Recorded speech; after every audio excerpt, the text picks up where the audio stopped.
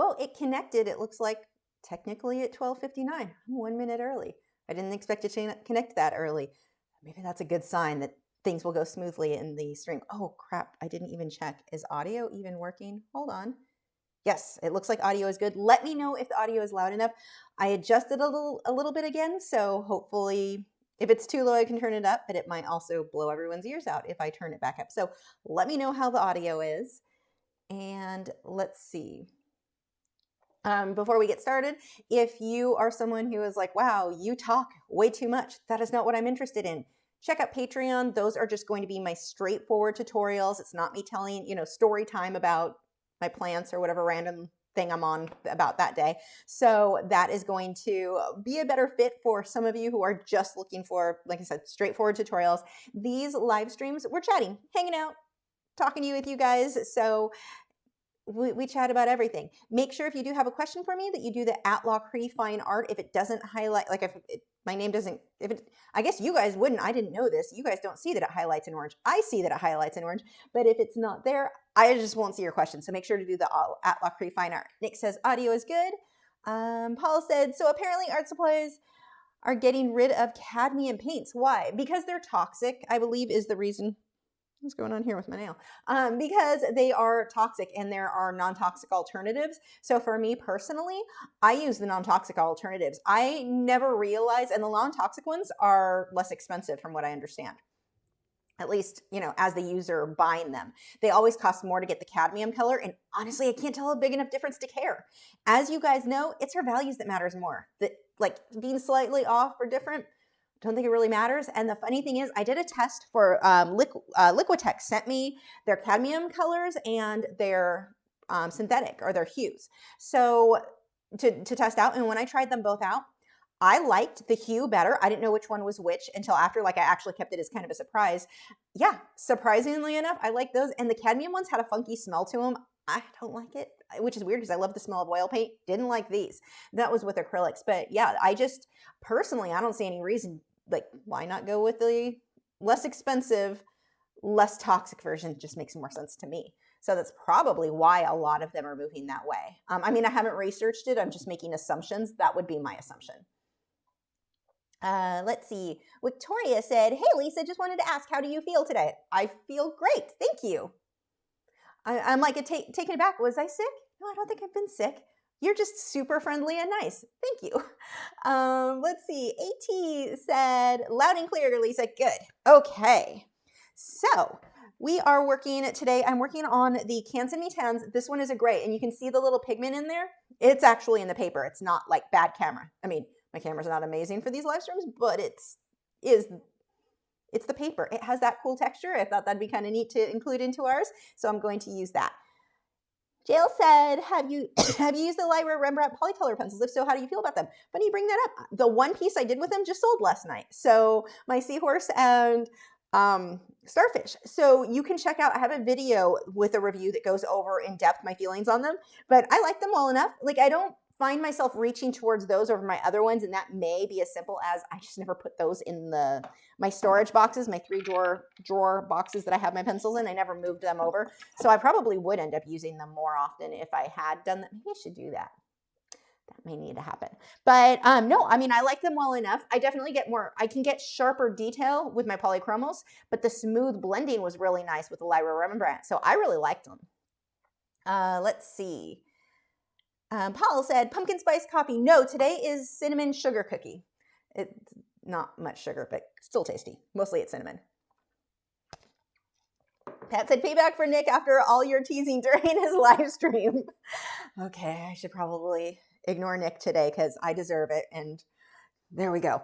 Okay, so let's go ahead and get started for my base layers. So the way that I'm going to do this, my brightest highlights, I will use Touch Up Texture Titanium White Mixture if I can't get them bright enough because I don't have white of the paper to preserve. My colored pencils will show up to an extent, but the way that I'm going to layer this, I'm going to go ahead and put my darks down and then build up to my lighter areas. And if something isn't quite light enough, I've got my Touch Up Texture Titanium White Mixture to go over that.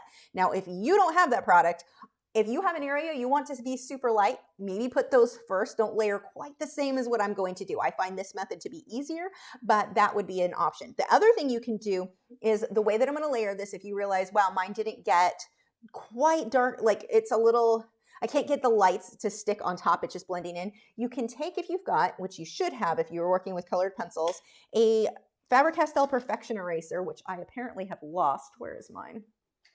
I shouldn't lose it. It's got little brushy end. There we go. The Perfection Eraser, this guy has a little brush on the end. This one is like an ink eraser. You can use that to erase the areas you need to go lighter, and then your light should stick a bit better to the paper. So got a few methods, but I just want to throw that out now. I'm going to go pretty dark for my base layers. You may not want to, depending on what products and what supplies you're going to be using. Victoria said, I remember you recommended me Polychromos small set, and I can't wait to buy them. The question is, do they blend smoothly? Do I need to get odorless mineral spirits to get a better effect? You don't need them. Plenty of artists use them and don't use OMS. I personally like it better. I think it makes things better. I don't enjoy working without OMS. I don't do it at all, really. So that is completely up to you. But yeah, I would recommend getting the OMS. Can you use without it? Absolutely.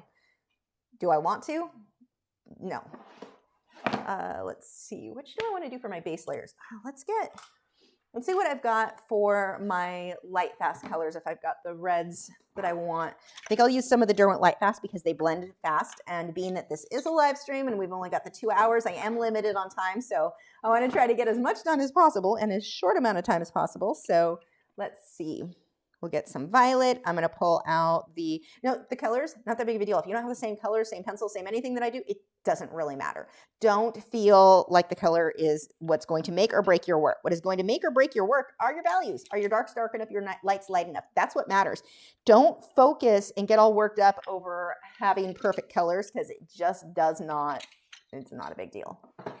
Okay, so I've got a mixture here of purples and magenta tones and a lavender type tone, and I'm going to start laying those in. I want to see what this lavender looks like on the gray, because I can kind of put that in. It doesn't really show up that much, but I can block out the lighter area just a bit. So this one is called Heather.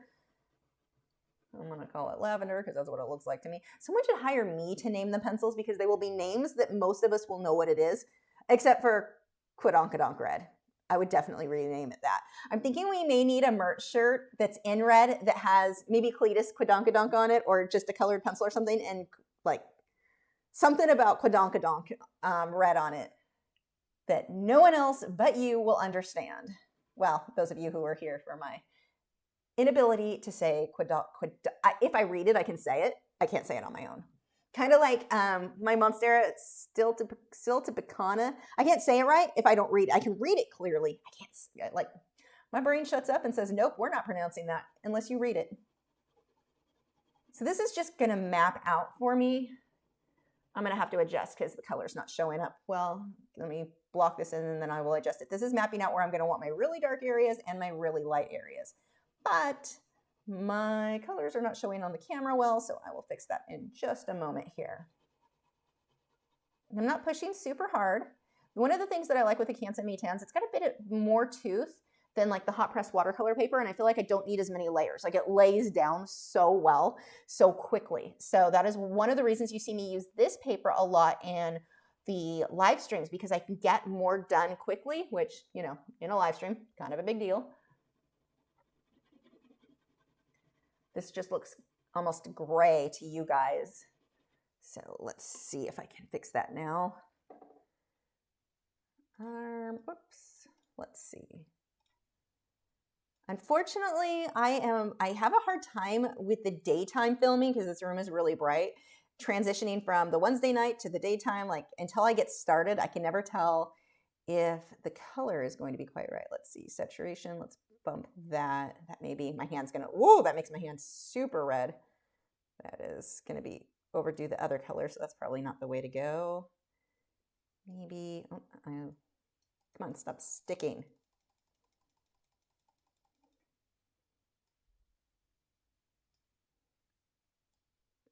The contrast really isn't what I'm needing. That's getting closer. Not really.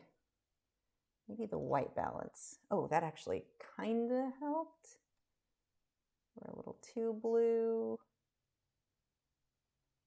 That is a lot close. Like that's really close. So hopefully that's all I'll have to adjust. I'd like it to be as much like that you guys are seeing what I'm seeing, but hopefully that's close. Okay, let's see. Oh, I'm missing a bunch of comments. Let me scroll back up. There we go. Joseph said, what paper are you using? This is not the Canson Mi-Teintes black. It's the Canson Mi-Teintes. It's my pad of like various gray. I do copy and paste too often on my descriptions. And so this, I copy pasted from the wrong one, obviously, sort of the wrong one. But this is a pad that had various gray tones in it. And it's one that you can see it's got like you can see fibers in the paper, which is kind of cool. So that is what that one is. Let's see. Paul said, I bought a charcoal powder. It was spilled when the package arrived to me. So sad. Oh, that sucks. And that is messy. Contact whoever you ordered it from because they should fix that for you. Susie said, hi, I am new here, but what tape would you suggest using for artwork? I know this is with colored pencils, but when I use tape with acrylic painting, it always bleeds. It's going to bleed. So what you're having with artwork, ideally, if I'm working on paper, like right now I'm using blue painter's tape, don't recommend it. This is not archival. So this can leave residue of the tape on my paper, like just a small enough amount that it could cause archival issues later on down the road. So the tape that you want to use on paper, and I know this isn't what you're specifically asking, but anyone else should know this too. Do I have one over here? I don't have it. It's a black masking tape that is pH neutral. That is what I recommend on, like if I'm going to sell it, that's really what I want. Or I could, in this case, I could still sell it, but I would trim off anywhere where the tape was, which I'm working like on a small section of a very large or much larger piece. So that is not a problem for me on this one. But so that is what I'm using here. And I'm only using that because I'm running out of my black pH neutral masking tape and I keep forgetting to order more. So I'm just using what I have on hand.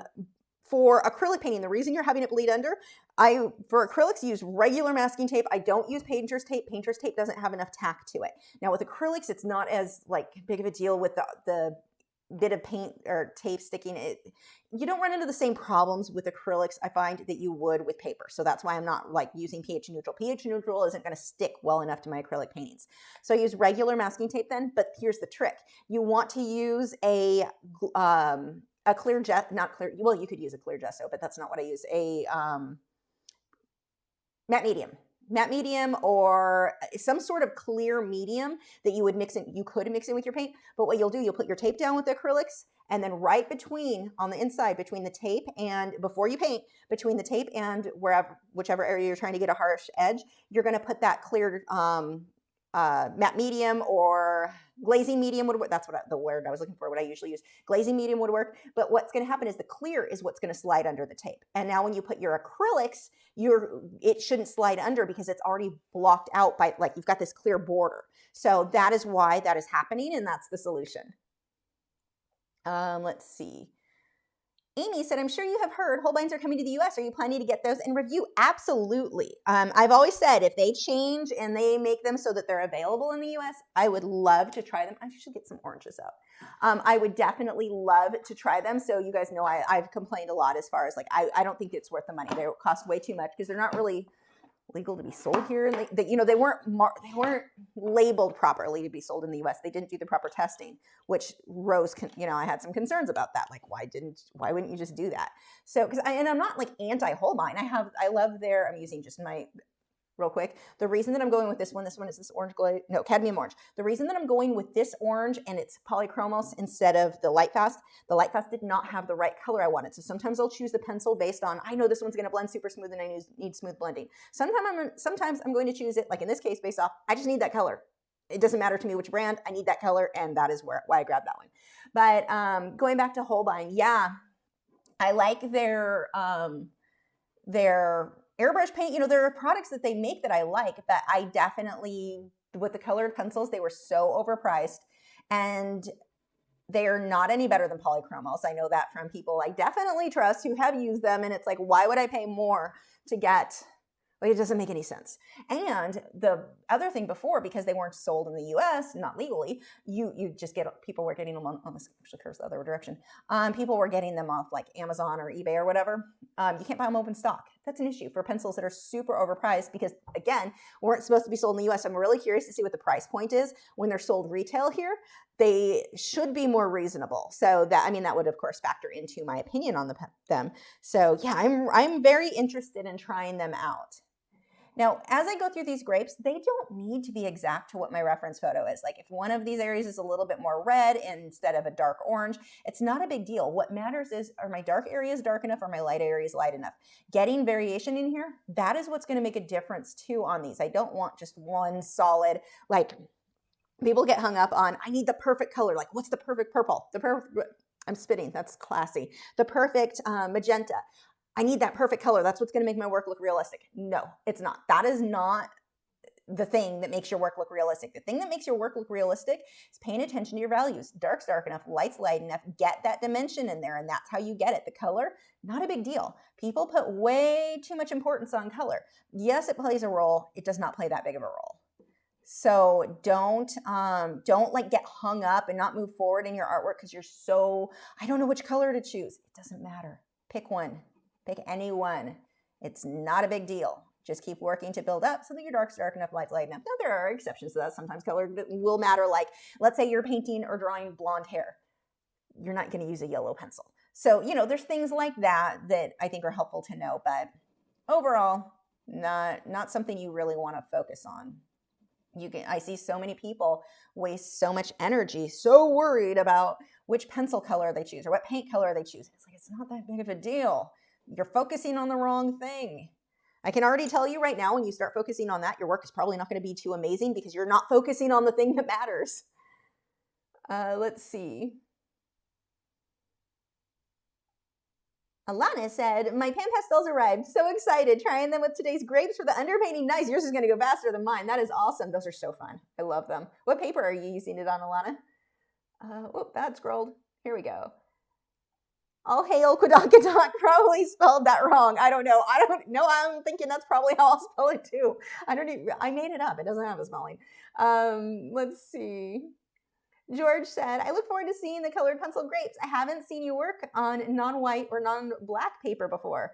Really? Yeah, I have a few times, but I guess not lately. Let's see.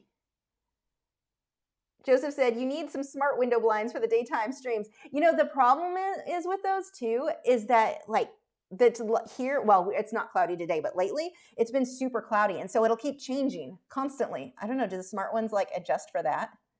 I did order a smart humidifier, well, kind of smart, it regulates itself for my plants for the studio. So that was kind of I felt fancy about that it could regulate when it needed to kick back on. The one that I currently have, I never put on because it has to be filled I think you can only run it for 8 hours or 8 or 12 hours, 10 hours maybe, not long enough. And it empties itself really fast. So that was not working out for me. So I never ended up using it. I don't know how you mentioning blinds went into me rambling about humidifiers, but we're going there.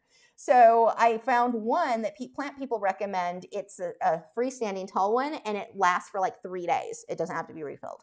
So, and it turns itself on and off as needed, which is kind of a big deal. So my studio is full of, that doesn't have that much red. I guess it has a little. I'm not paying attention to what I'm doing. My studio is full of plants that need the higher humidity, and now that we're getting into winter, I have to fix that. So anyway, that's coming on Sunday. Kind of excited to get a fancy, a nice humidifier. I've put off buying one, which is stupid. And we do this with art supplies too. So the one that I bought, I paid $30 for, I think, because I was trying to save money and not buy the $130 one, which was really $120 because it had a coupon. But let's say that $30 could have gone towards the expensive one. I wouldn't have wasted supplies. So I had a plastic item made that I'm not going to keep using. And I wasted the $30. So I'm wasting materials. I'm wasting, just to make it. Now I have junk plastic for what? That I'm not even using. Sometimes it's worth just saving up and not buying the cheap thing. And I see this with pencils all the time. People are like, well, I can get the big set of crap pencils for hardly anything. Yeah, but they're crap. It's not worth doing. And I know that, and yet I still did it with a humidifier. I didn't realize it was going to drain that fast. It's worse than I thought it was going to be. But yeah, so I finally did order the one that all the plant people recommend online. So hopefully that will keep my plant babies happy. All my pencils are not sharp. So the sharpener I'm using today, it's this 3-hole sharpener. Where did I get this one? Is this Coombe? No, this one is M&R. And it's got 3 different sizes. I sort of like it. Like, I like it as far as it's really effective, but I keep forgetting which slot I liked for these pencils. And so that's getting a little bit annoying, but that's just because I'm lazy. Where was I? You can have some more orange. Not where I left off, but whatever. You need yellowy. I'm not going to make him that yellow. He's kind of weird. I'm just going to go with orange and violets. Nope, you weren't what I needed, but I'm going to put that there anyway because it'll look cool.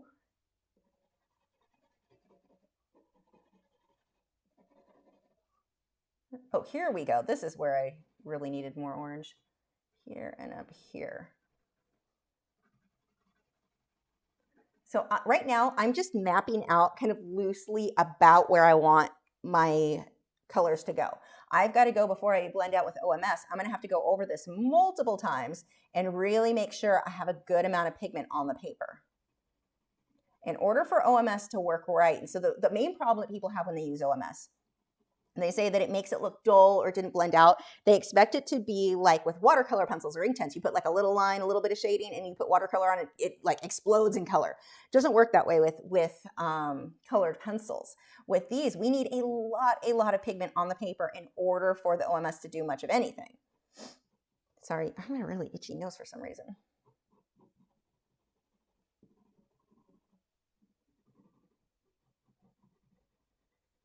I'm still going to put the darks on this grape where they are in the photo. I'm just not doing that yellow color. It kind of stands out weird. Wouldn't make sense in this piece.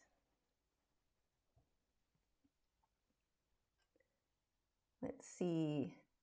James said, what kind of lighting are you using? This one should be linked in the description. It's one I got from Amazon.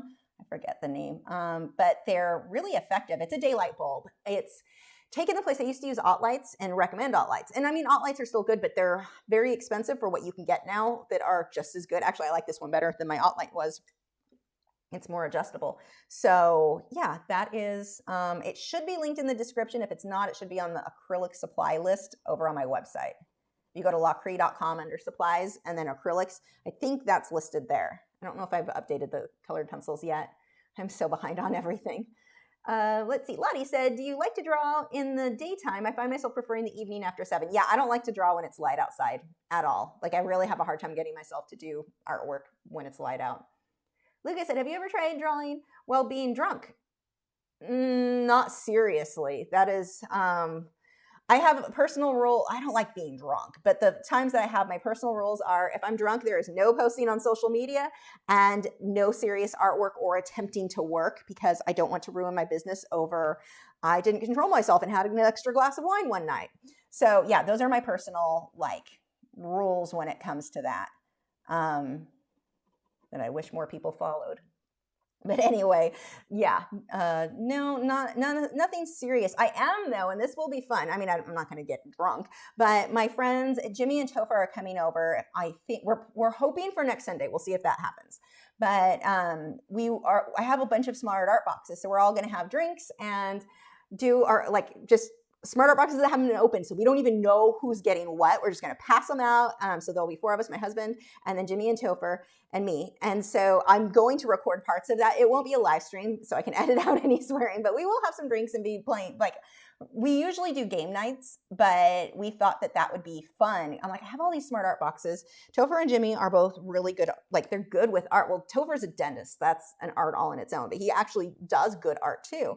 So yeah, that is the plan. If it doesn't happen, then it'll happen soon. Next time they come hang out with us, that's what we're going to do. So yeah, so not drunk art, but I don't know though. Every time I hang out with Jimmy and Topher, I end up drinking too much. So who knows? But I can edit it out because it's not going to be something. Yeah, it's not serious art. Anyway, let's see. Where were we? Here we go. I love your live streams. I want to draw a leaf with drawing pencils. Have you any tips for these pencils? Thank you. And yes, I have my Derwent drawing pencils over here. I love them. There aren't. My complaint with these is that there aren't that many colors. This is how many colors you get with Derwent drawing. They are absolutely amazing. They blend so well. it is crazy how well those things blend. They're super smooth, very, very, very waxy. So, which is why they blend so well. Don't sharpen them to as fine of a point as your, like the long point that, do I have one over here?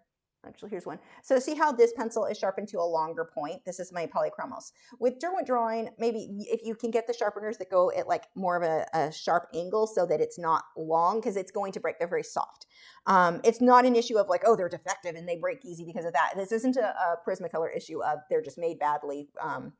Prismacolor, going back to that. Prismacolors are going to break because they're soft. That's part of the draw of them.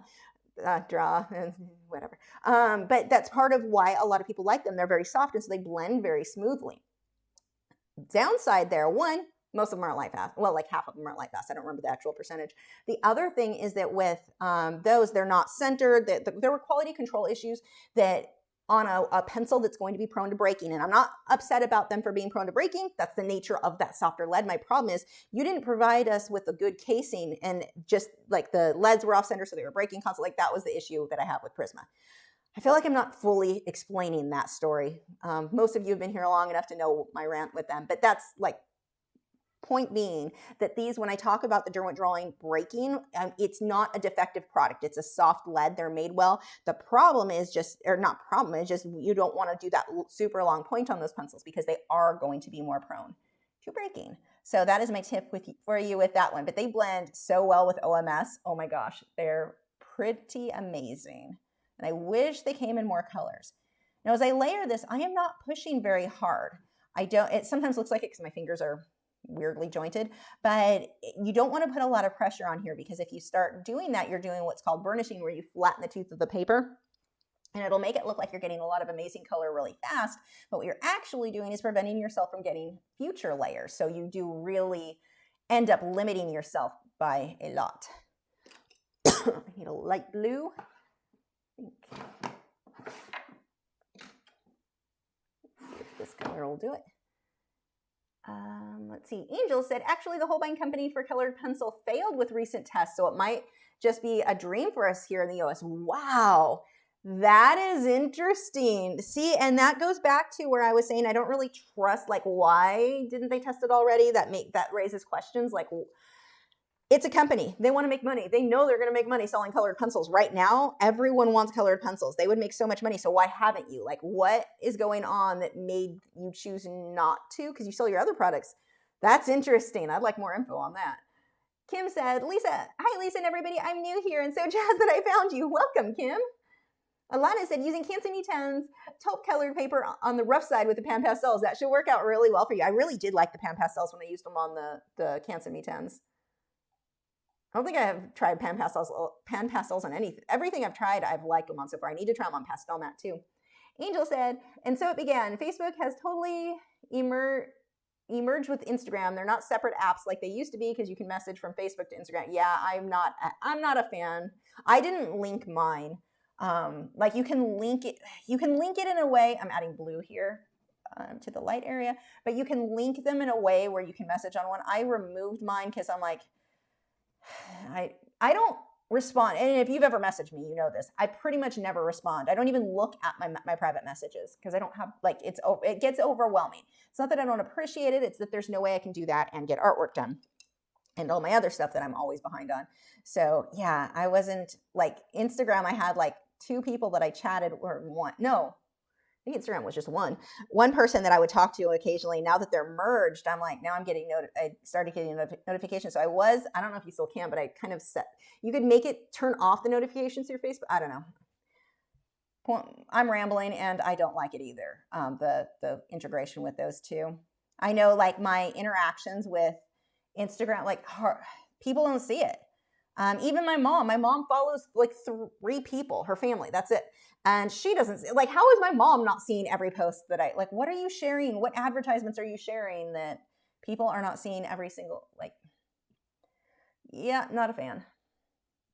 I've been using MeWe more again, because MeWe isn't trying to filter people to the extent like that. Like MeWe, I mean, everyone has to monetize in order to make it, then be able to pay for the platform and make it worth doing. But their way that they've monetized, I like a lot better. So with like MeWe, you can buy upgrades. Like if you want different icon packs or different, like, change your background or different things like that, you don't need it, but you can get it. I pay, I think, $3 a month or $2 a month, I forgot what it was, for my business page with them. And if somebody follows me, they will see it. It's not filtered like Facebook, who's like, okay, so you posted, they followed you, but we want you to pay us so that we share it with them. And we're also going to put ads on it, by the way. So we're going to get money from the ads that we're making off your content. It is a dirty business model. I do not like the way that, I mean, I don't like Facebook for many reasons, but that's a big one. Their business model, they double dip on how they make their income. I mean, I guess it's working for them, but I'm not giving them any extra money to advertise. So because of that, not that many people see my posts, which kind of sucks. If you do want to see posts from whether it be me or anybody else, like if there's a page that you follow, comment on their post. It can be something like, yay, this is awesome. Like, it doesn't have to be anything, like, you don't have to go get all deep or anything. But if you just post a comment on any, like, you can go to any page of someone you like. If you're like, I'm not seeing their posts anymore, go to their page, their Facebook page, and just comment on whatever their last painting or a product or service or whatever it was, and you're more likely for Facebook to start showing that to you in your feed. But yeah, Facebook, and I really wish they had not merged. They've been they've been owned by the same company for a long time, but still, I don't like it. Seems like a bit of a monopoly, doesn't it? Sergi said, like, it's getting there. Like, I know it's not technically, but what they do to shut out any competitor, like, it just seems dirty. Sergi said, would you say you are satisfied with the current colored pencil range and accessories we've got? Is there still a color you're dreaming to see in Lightfast from? Yes, like any bright pinks. There are no bright Lightfast pinks that are the level of brightness that I would like to see. So it really only is a problem when I'm drawing flowers. Like, I have a hard time sometimes. They don't have quite the vivid look that I'm sometimes trying to get. So that would be what I would like. Luckily, we've got the purples now. Purples were a complaint for me before, but Derwent fixed that on the Lightfast set. Did I manage to get the extra 28 Lightfast shades? I haven't even looked into it lately, honestly. So I need to. I just haven't. What paper am I using? I'm using Canson Mi-Teintes. This is one of the papers out of their gray pack. Brenda said, which pencils are most similar to Derwent drawing? I also like them, but you said not enough colors. No, not really. Probably Prismacolor, honestly. They're probably the next waxiest. The difference is all of the Derwent drawing are Lightfast, not all of Prismacolor are. So I'd probably say Prisma, but I won't use Prismas. Behind that, I would say my Caran d'Ache Luminance are a wax-based pencil, not as waxy as the Derwent drawing. And then you've also got, it's funny because the Derwent Lightfast are listed as being, or marketed as being, a oil-based pencil, but in practice they feel more like a wax-based. Now, all pencils have wax and oil. It's just kind of a matter of how much. And so as artists, when we were like, this one's wax-based, this one's oil-based, we're talking more in practice because a waxier pencil is going to behave a little bit different than an oil-based. They listed these as oil-based. But in practice, honestly, they feel more waxy, meaning they blend really well, but they also hold a fine point pretty well too. So it's kind of a nice like mix of both worlds. What's this ultramarine? Mid-ultramarine I'm using for some of the blues in here. You can see how many layers I'm putting on this before I even bother with my first time through shading or blending with OMS. Because what's going to happen too with the OMS, once I go on top with this, it is going to be very wet for a very long time, and we're going to be sitting here waiting for it to dry before I can do anything else. So we'll get caught up on comments during that, but I need to. That's why I'm like, let's get as much of this base layer done as possible now so I don't have to keep blending and adding more and waiting for it to dry each time.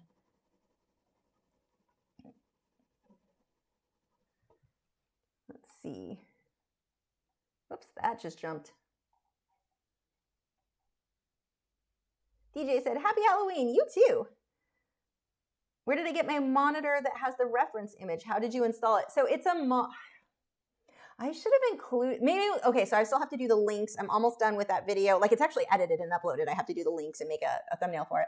But the tech gear that I used, I will link that monitor stand. It's not in the video. Like, I didn't really talk about it in the video, but I will put a link to which one I'm using, but it's mounted to the wall. You have to mount it to ideally to a stud, because that thing it's heavy. It's a 27-inch, what is this, a BenQ? It's not an expensive monitor. Like, I don't need expensive for my my reference photos, but that's what that is. And it's just hooked up to my laptop, a cheap laptop that doesn't, it used to be my one that I used for live streams, but it was not super, it couldn't handle it.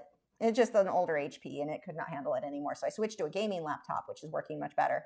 But yeah, that is how that is set up. But I'll put links to, not the monitor, because it would be out of date. You would not want that. I bought this monitor like 6-7 years ago. You don't want that one.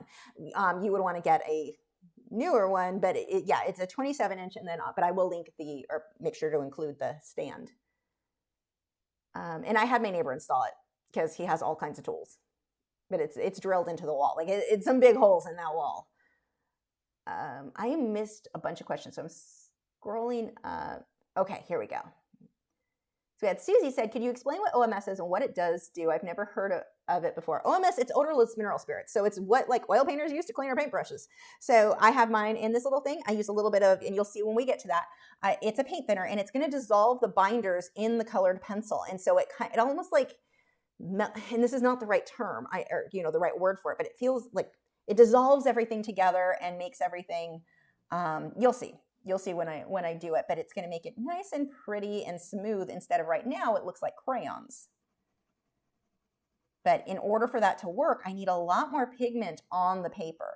If the main issue people have with OMS not working, I know I mentioned this earlier, but I know we've got more people that on the stream right now that missed this. But the main issue that people have with OMS is they put down a little bit of colored pencil and then they go over with the OMS and they're like, looks like crap, didn't do much. Because you didn't have enough colored pencil on there. Like you have to have a lot of pigment to get the results that you'll see me get on my paintings or other artists who use it successfully. You need a lot, and that's why I just keep going over and over, even though it's like it has pigment, blend it. There's not enough pigment. I'm not gonna get good results if I don't get more on there. And so some of this, I've got this magenta, deep rose, I'm calling it magenta. I call if it's a reddish purple, I call them all magenta. Any of them, honestly, will give you pretty much the same results. But I'm going over some of the purples. I'm going over some of the orange, just going loosely on those grapes. Where are my lights and where are my darks? And here's the thing with grapes. They don't need to be exact at all. I mean, that's the case for a lot of things, but they really do not need to be exact. If you can get like high contrast between your lights and your darks, they're going to look realistic. Now that right there too is a huge trick. If you're having a hard time getting your work to look realistic, it's usually one of two things. One, your line drawing is off. So if you're drawing a portrait and the eyes aren't quite right, whatever, that's going to make your work look not realistic. So start with an accurate drawing. First step. Second step, dark's dark enough, light's light enough, hype up that contrast. Like there is an orange. For those of you on Patreon, you saw it. I did post it over on Instagram though, so you can see what I'm talking about. If you head over there, link should be in the description. But the orange that I just did for last week's lesson, the reference photo did not look like my artwork looked more realistic to me, like looking at it in person anyway, way more so than the reference photo. The reference photo was kind of dull. I could see some detail. I could see where the highlights and the shadows should be. I just hyped that up like crazy. And it makes it look more realistic when you make it even more like you over exaggerate what's in that photo essentially. So that's kind of what we want to do here. We want to make sure our darks are really dark, our lights are really light. All of those things are going to contribute to making this guy look more realistic. So this photo, if you've got it, it's over at patreon.com/Lachri. You can get it for free. Somebody said last week that they thought that I took them down or you could only get them the day of. That's not true. You just have to scroll and find the old ones. There's no good way to sort that, and I'm not making a Patreon video library for reference photos. Oh, God, no. Patreon doesn't have a good way to search things, but the library is already, that I have for our normal videos is already pretty in-depth and pretty time-consuming for me to keep up. But anyway, they are there. So if you're watching this like a month or 2 months later, it's there. You just have to scroll and scroll and scroll until you find the older ones. So where was I going with that rambling? Oh, so this photo is a teeny tiny piece of a very large photo of beautiful grapes. Beautiful photo, but obviously we just need a small section of that for this demonstration. So we want to make ours look even better, hopefully, than what the cropped version of what I provided you guys with was. And like here, this should be more of a reddish purple here. Don't care. I care about the values. Get the dark enough. And we don't want to just outline like heavy lines around everything. See how I put that heavy line and then I'm pulling it down into this one here.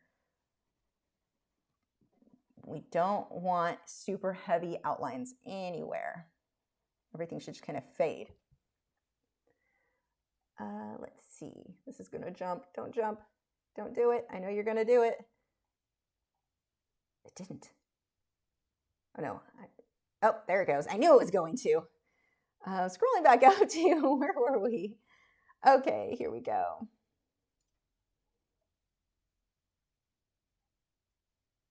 There we have. Zara said Mark Zuckerberg made $25 billion during the pandemic. How is that even possible to allow billionaires to become so rich while the average Americans are suffering and dying? I mean, that sounds a bit dramatic, I'm not going to lie. That's getting into an issue of people who are like anti-capitalism, which I am not. I am all for, I'm for freedom. If somebody happens to be really good at what they're doing, they're really good at what they're doing. I have an issue with he's just dirty and a liar. That's my issue with him. My issue with him is not that he became very successful. I'm glad for people to become successful, and I think we need to have that freedom. We live in, not to go off on too much of a rant, but I'm sure I'm going to. We live in a society that is so different than anything we've had in history, so much better. In the past, you go back hundreds and hundreds of years, if you were not born into royalty, you got nothing. You didn't have a chance to get out of that. It's not like that now. You make the right choices and the right moves and are in the right, you have the opportunity, and people like to argue, oh, it's not possible to get ahead. I grew up poor. I spent part of my adult life in poverty level. So don't tell me it's not possible. If I can pull myself out of where I started, my family did not have money. I did not have money. I was late in getting anywhere in life. If I can do it, and I did it with art. Come on, to make a living as an artist, are you serious? The stigma behind that, the starving artist thing, because most artists don't figure out how to make a living with it because they're not making the right business. It's the business side of it that most artists are failing on. If I can do it with art, I have a very hard time I like that we're in a system that allows us to make our own businesses, to make those choices, to give us the freedom to do that instead of a system that tells us what we have to do.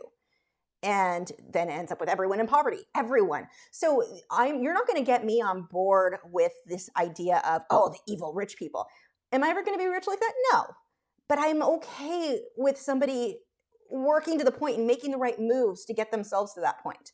The rich are the ones who are providing us with jobs. The rich are the ones that are paying the majority of taxes. And before anyone does the whole, rich have the loopholes and they don't pay the taxes, you don't understand tax law and how that works. Yes, they do. It's not in the way that you think it should be, maybe. And maybe that's something that it's so easy to criticize. And I don't mean to go off on you, Zara. And I get it. It's the popular thing to hate the rich. And again, I'm not rich. I'm never going to be rich. I'm okay with that. I like the fact that we live in a society that allows you to pull yourself from nothing and get to where I am now, so I'm not one who is going to be angry about someone doing well and making good money. And in his case, he's employing a lot of people. People also they misunderstand the concept of somebody's net worth versus how much money they have in the bank right now. Those two things don't necessarily go hand in hand. So they're not paying enough in taxes because their net worth is this many billions. Yeah, but they've only got 10,000.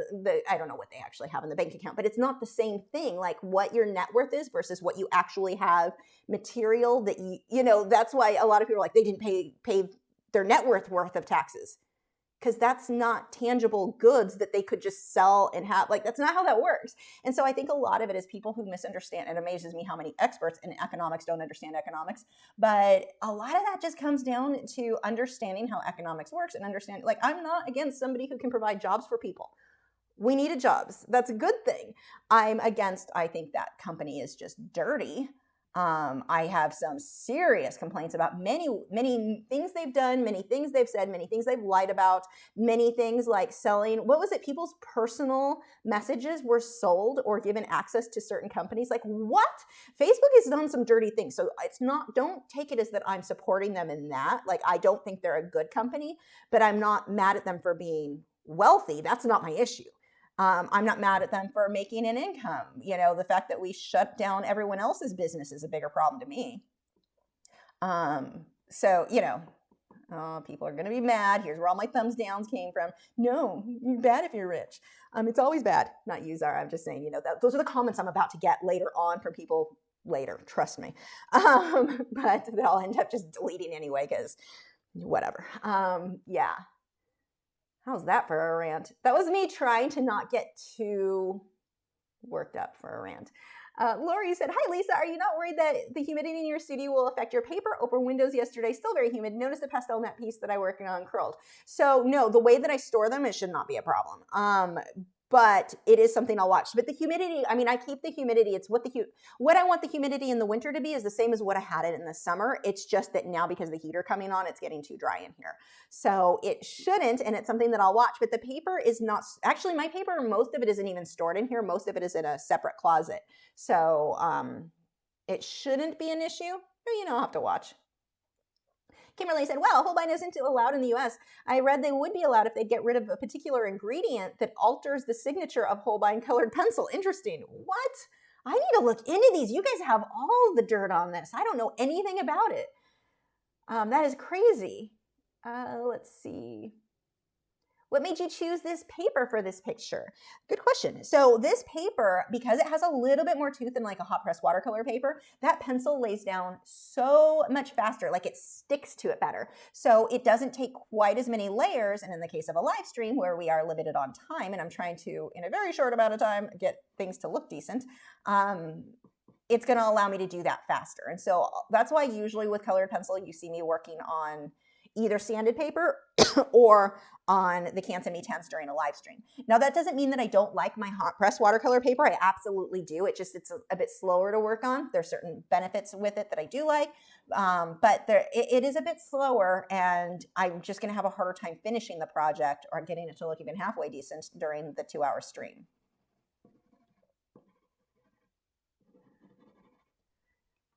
Let's see. Sarah said, I'm a paper hoarder. Mi-Teintes middle tone colors, so nice that I can't help but want all of them. Yeah, after I got the gray set and started using them, like I have to place another, and I haven't yet, but I need to. I need more. I love it so much. I'm with you.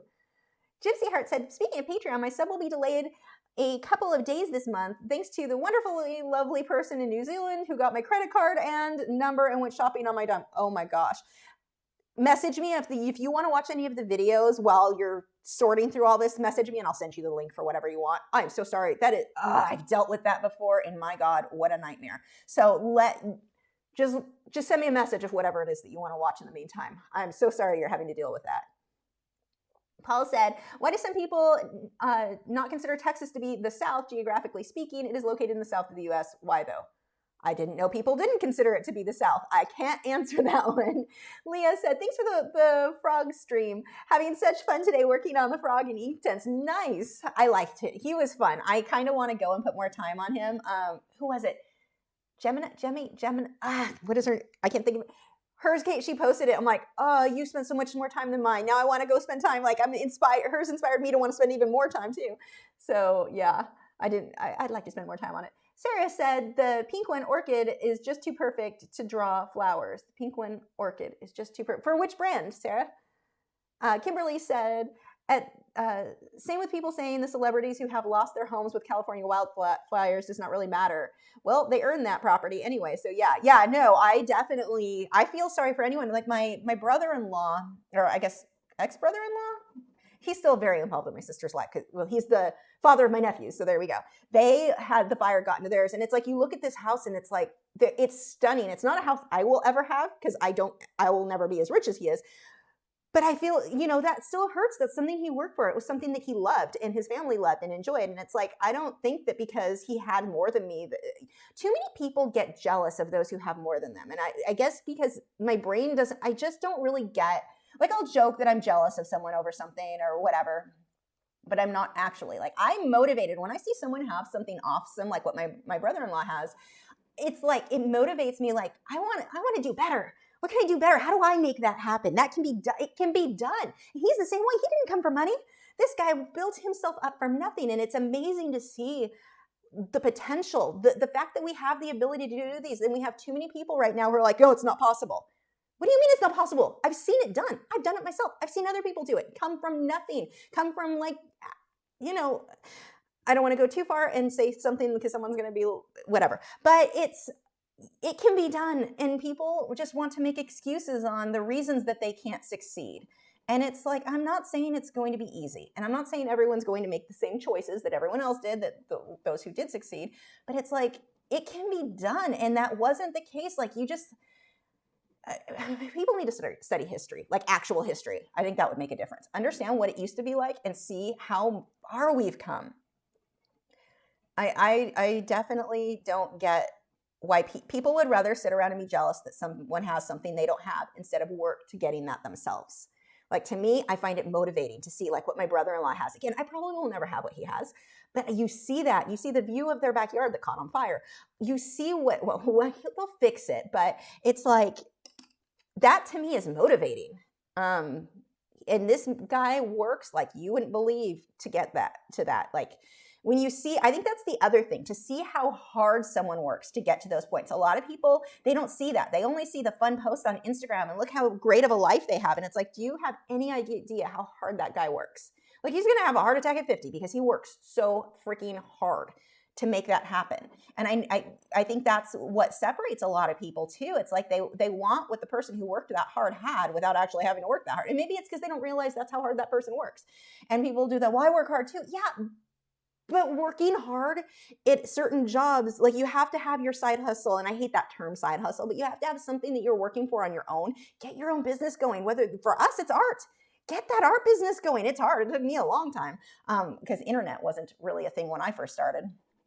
But it can be done. And I don't say this to like want to criticize people, like, you're dumb, you just don't look at it right. I don't know how to say that with like some crazy accent, but I'm not saying that. The reason that I bring this up is to try to motivate you into, you can do it. If there is something in life you want that you don't have, work for it, do it, make it happen. Where is my paintbrush? That is not the paintbrush I need. Oh, I moved all these earlier. I had them out and I was like, I need to make sure I don't lose it. And what did I do? I think I went and lost them. Hold on, I have to find the brush that I want to blend this with. This one could work, but let's see. Gypsy Heart said, I understand the business side, but my introverted personality has held me back too many times. I have come to accept that and just sell what I can and how I can. So here's the thing with being an introvert. No one will believe this either. Like, when I talk to my friends now, they're like, no, you were not, because I'm super outgoing. I wasn't. I was terrified of my own shadow all through high school when I was a teenager. And the thing for me that made the difference is when I had to start working and working with the public. That's when it started making a difference. But I was so awkward. And everything I said, I'd go home and I'm replaying it in my head and I'm embarrassed. I didn't say the right thing in front of this person and I sound so dumb. And I mean, it was ridiculous. And I finally decided I didn't want to do that anymore. So we have a tendency, I think, to go, well, I'm personality type this. I'm personality. You can change that. You really can. You don't, I mean, you can do it. I was that person, and I'm not just making that up. I think people always say they were something that they weren't, especially on YouTube, but it's true. I was described by my youth pastors as being painfully shy. They thought something was wrong with me. You wouldn't know that now, huh? If they could see me now, they would never believe I was the same person. Like, there's no way.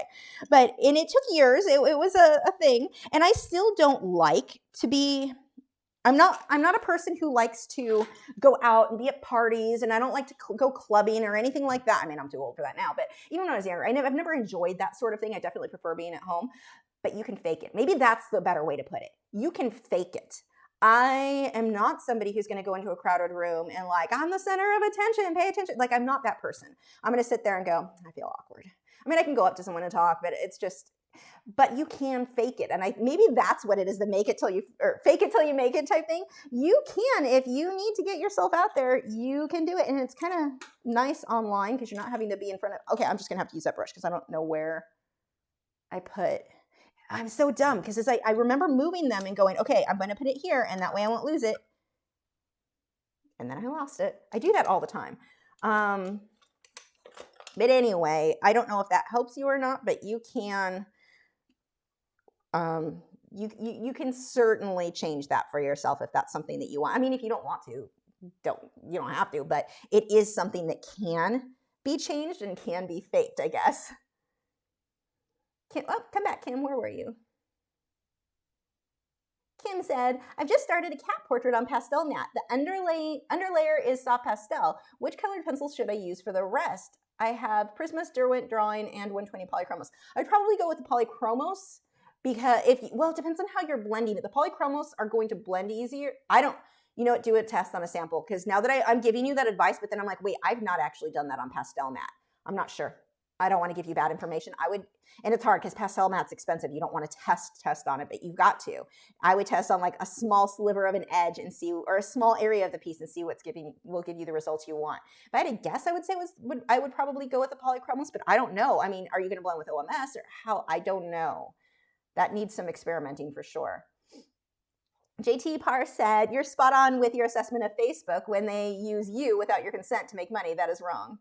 Well, and I don't mind, like I get that they need to put ads on stuff, but you don't put ads on stuff. And then, by the way, I don't want a ton of OMS on this because it will bleed out on this paper. This paper is so absorbent, so I keep wiping it off on a paper towel. So it's not too crazy. I want to try to keep this, like as I go on the edges, I'm staying on the inside, and it's going to get really dark. When it dries, it's going to lighten right back up. So anyway, throwing that out there.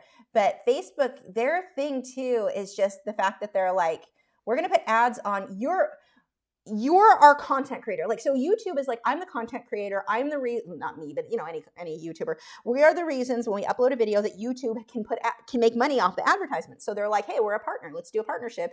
We're going to give you a cut of those ads. Facebook doesn't really do that. Facebook, some people have gotten to the point where they'll do the partnership thing with them.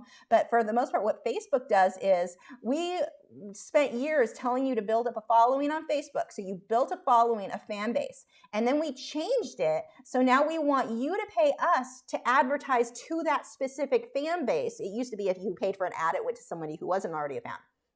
Now they want you to pay them for the content that they're putting ads on, they're making money off of, but they also want you to pay them instead of what they should be doing is giving you a cut of the ads they're making off your content. I'm providing the service, like it is dirty. I don't like it. TK said, I just had a very important exam in front of a jury and failed in their eyes. Oh no, hard to believe that you can make it after that, but I have to stay positive, difficult task. Yeah, you know, you're going to have, no matter what you're doing in life, you're going to have those ups and downs.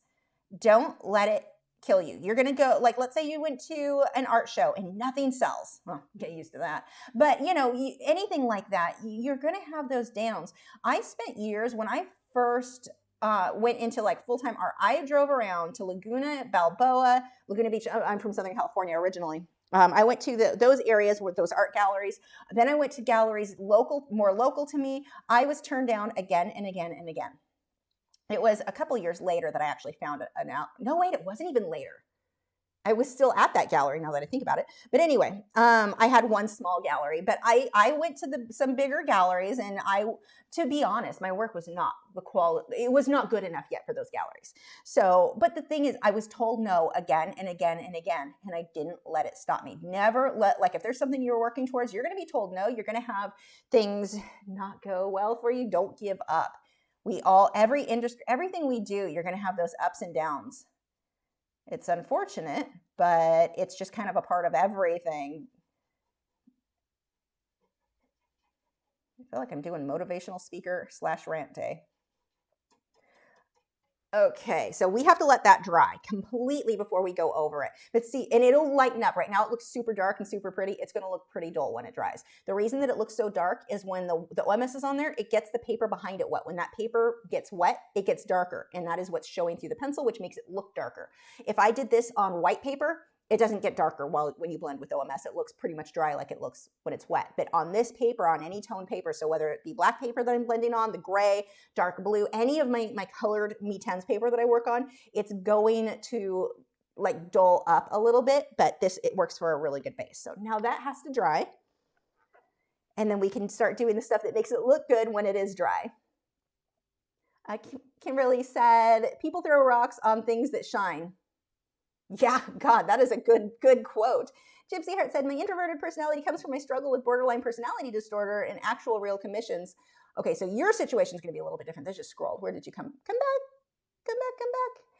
In real commissions, not from family and friends, stresses me out far to the extreme. Now that I get, because one of my best friends, she has borderline personality disorder. And so I know, like, and she's very open about it. So I'm not like outing somebody's secret, but she's, that makes me sound like such a jerk. But anyway, that's the one you need to throw out the whole bit of information. She definitely, she's not one I could tell fake being happy, it doesn't work so in your situation, you're obviously going to deal with that differently for sure. So my advice there does not apply. It's not going to help you that much.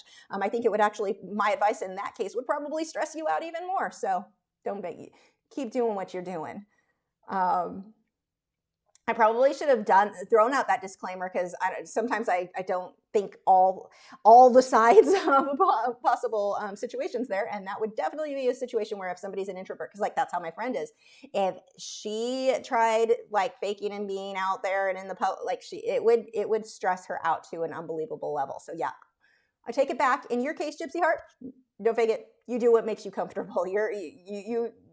You've got enough, your struggles, I know, seeing what she goes through, my advice is not going to help you. DJ, not for that anyway. DJ said, I was the exact same. Now everyone says, wow, she never shuts up. Yeah, that is me. I think one of my things for me was I learned to just blurt whatever crosses my mind, which is not always a good thing, at all. But that was kind of my thing because I was like, I don't know what to say. I feel dumb. I'm not sure what to say. Screw it. Say what crosses your mind. Probably is dumb and people will probably laugh. But if you laugh with them, you're not being laughed at and it works. Let's see. Nick said, I'm good for about 11 seconds of conversation with the average person. Clark Feinart said, I think the more you do something, the more comfortable you will become. It can be hard to break out of that comfort zone. We have to remind ourselves it's okay to do it. Yeah, that's true too. If you go back and look at my videos, so there's a way, if you guys want to do this, I shouldn't tell you how to do this. Go to like my videos, like Lachri, or youtube.com/Lachri. Go click videos and then go to descending, ascending, or oldest first. I think that's what it is. Oldest first. Go to my oldest videos. Find the ones where I first started talking on camera. It is hilarious. I was terrified of my own shadow in front of the camera. I wasn't like that in person, but in front of the camera, it was just like, I don't know what to say. People are going to get judgy and they're going to be mean to me. So I'm going to be as stiff as possible and give them actual reason to judge me. You know, it was really awkward. It was hilarious. But the more I spoke on camera, now I just talk to you. Like, I feel like I'm actually talking to you guys. Whereas before I felt like, why I'm sitting in a room by myself talking to a camera. This is weird. I feel like a dork. But now I don't, yes, you were right. The practice makes a big difference. Lee said, do you designate certain brushes to use with OMS and don't use them with anything else? Yes, I generally have brushes. Like I have my set of brushes down here. You can't see it, so I don't know why I'm pointing at them. But down here that I use for Inktense and watercolor. Then I have another set of brushes for acrylics, another set of brushes for oils, and then I only have a few brushes that I use for OMS with colored pencil. And the reason for that is like this brush here is I've been using this one for years, this little tack lumber sold filbert.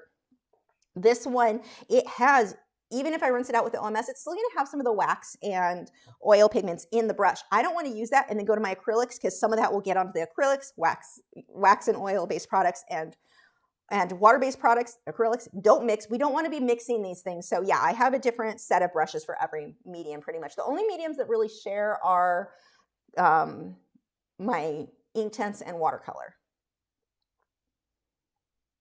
Angel said, wait, they can sell your personal information on Facebook? That's some unethical, dirty stuff. Oh, where have you been? They've been doing that for a while. They would use legal terms to make it sound like it's the reality. Yeah, the stuff they did, Facebook has done some horribly dirty things, but they actually gave access. And I'm not saying, I don't think they sold it, but they had, I'm trying to think of the companies they gave access to. I think to Verizon, was it like Time Warner or I don't know, some big companies. Suddenly they're like, Facebook just gave them access to our personal messages. That's terrifying. I talk a lot of crap. I don't want that getting out. I don't want to hurt people's feelings because I thought I was being hilarious. So it's like, that's kind of an issue. I don't know where my phone is, but so I can't make it stop calling. Who is calling? You shouldn't be, no. Oh, I hung up for my Fitbit. That was easier. Spam. But yeah, they have done some really shady stuff. And then they, of course, sell your information to the advertisers too. Like, it's not good. Leah said, totally agree. I have no patience or time for people who want something for nothing. My husband and I built a business and work all day, every day. So no patience for those people. Yeah, and it's funny because the more you get to where you're doing like, okay, so when I was younger and I first started with art, my attitude was, if I just knew someone who was rich, who could give me money to get a gallery started, who could do this, who could do that, that's what would make the difference for me. That would get my career started. If somebody would have handed me money, I would have blown it on stuff I didn't have the experience to understand where that money, I wouldn't have succeeded. First of all, that money would not have helped. I didn't need the money to get started. What I needed was to do the work, to do the footwork, to get the artwork done, to do, in my case, I was very lucky in that I got started with videos. So that, but I had to do the work. I worked for years for almost nothing on YouTube. I started in 2012, I think, and it wasn't until 2015, and because of Patreon, that I started making enough that I was able to get an apartment. I was living with my in-laws for years. So, I had to work very hard for nothing for a lot of years. So yeah, in the more you get to that point, you'll get to where you have very little tolerance for people who are like, but I can't do it. I did it. If I can do it, you can do it. Trust me. I did it with all my health problems. I did it. I'm the person who people wanted me to go on disability because my health problems were so bad and they knew I was struggling financially. So they were like, you are the definition of somebody who should be on disability, who, has paid into the system, but you're too sick now. And I didn't want to. I wanted to do the business side of it. And I'm really glad that I did. But it's like, yeah, you lose tolerance for the people who are just like, just give me the success without wanting to do the work. Like if people saw how hard it was to get to that point, what is the quote? Was it Leonardo da Vinci? Who said it? Someone where if they knew how much I practiced, they wouldn't think it was so wonderful at all. But that's the same thing with anyone who's successful. So like I look at my brother-in-law who's actually rich, or would be rich by most people's definition.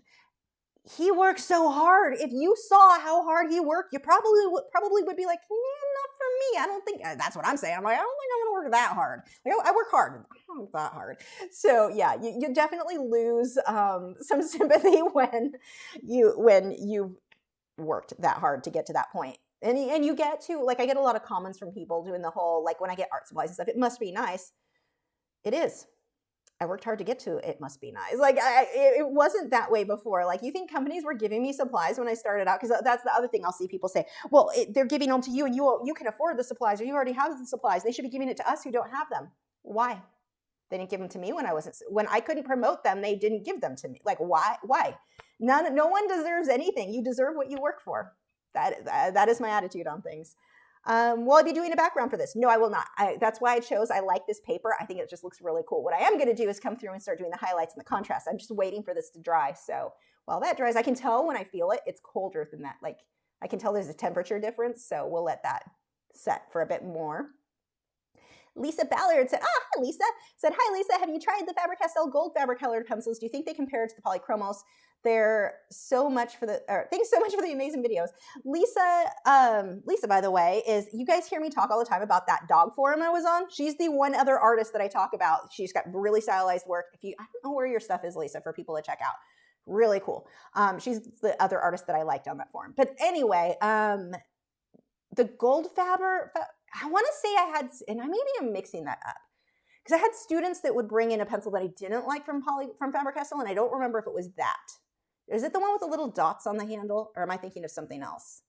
So I'm not sure on that. Maybe I'm thinking of something else. Gypsy Heart said, I have loved watching you over the years, from customer service, Lisa, to no, I will not put trigger warnings on my video, Lisa. The growth of your comfort is amazing. Yeah, it's like you kind of push the line a little and see how much trouble you get into. But there's a thing too. This is what I learned. It doesn't matter how you want to be customer service, you want to be professional, you want to be friendly to people, but the people who are going to complain no matter what you say. So I'm just be honest about stuff, because I can kiss people's butts all I want, and they're still not going to like it or like me. So whatever. DJ said, I've watched all those videos. Oh, you're definitely more comfortable. Yeah, it was awkward. It's uncomfortable to watch. Somebody asked me on Wednesday night if I watch my old videos. I was like, not if I can help it. Fireball Fine Art said, Nick and Joseph Fincham, I am Mouse Potato 69. Oh, different name. What happened to Mouse Potato though? I mean, okay, Fireball Fine Art sounds more professional, but I like Mouse Potato. Anyway, speaking of Joseph and Nick, make sure to check out their channels. Links in the video description. They both have great art channels here. Nick even did a live stream recently. So that's fun. Let's see. Angel said, what's with this toxic positivity going on? Like people would give advice like gurus. They'd say, don't be depressed, be happy. The implication is questionable and manipulative.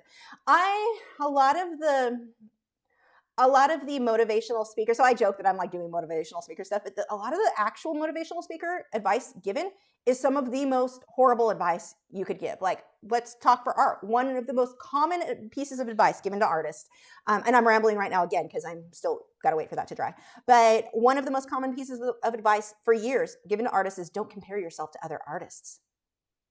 It's great advice if you don't want to improve. It's wonderful advice if you don't want to improve.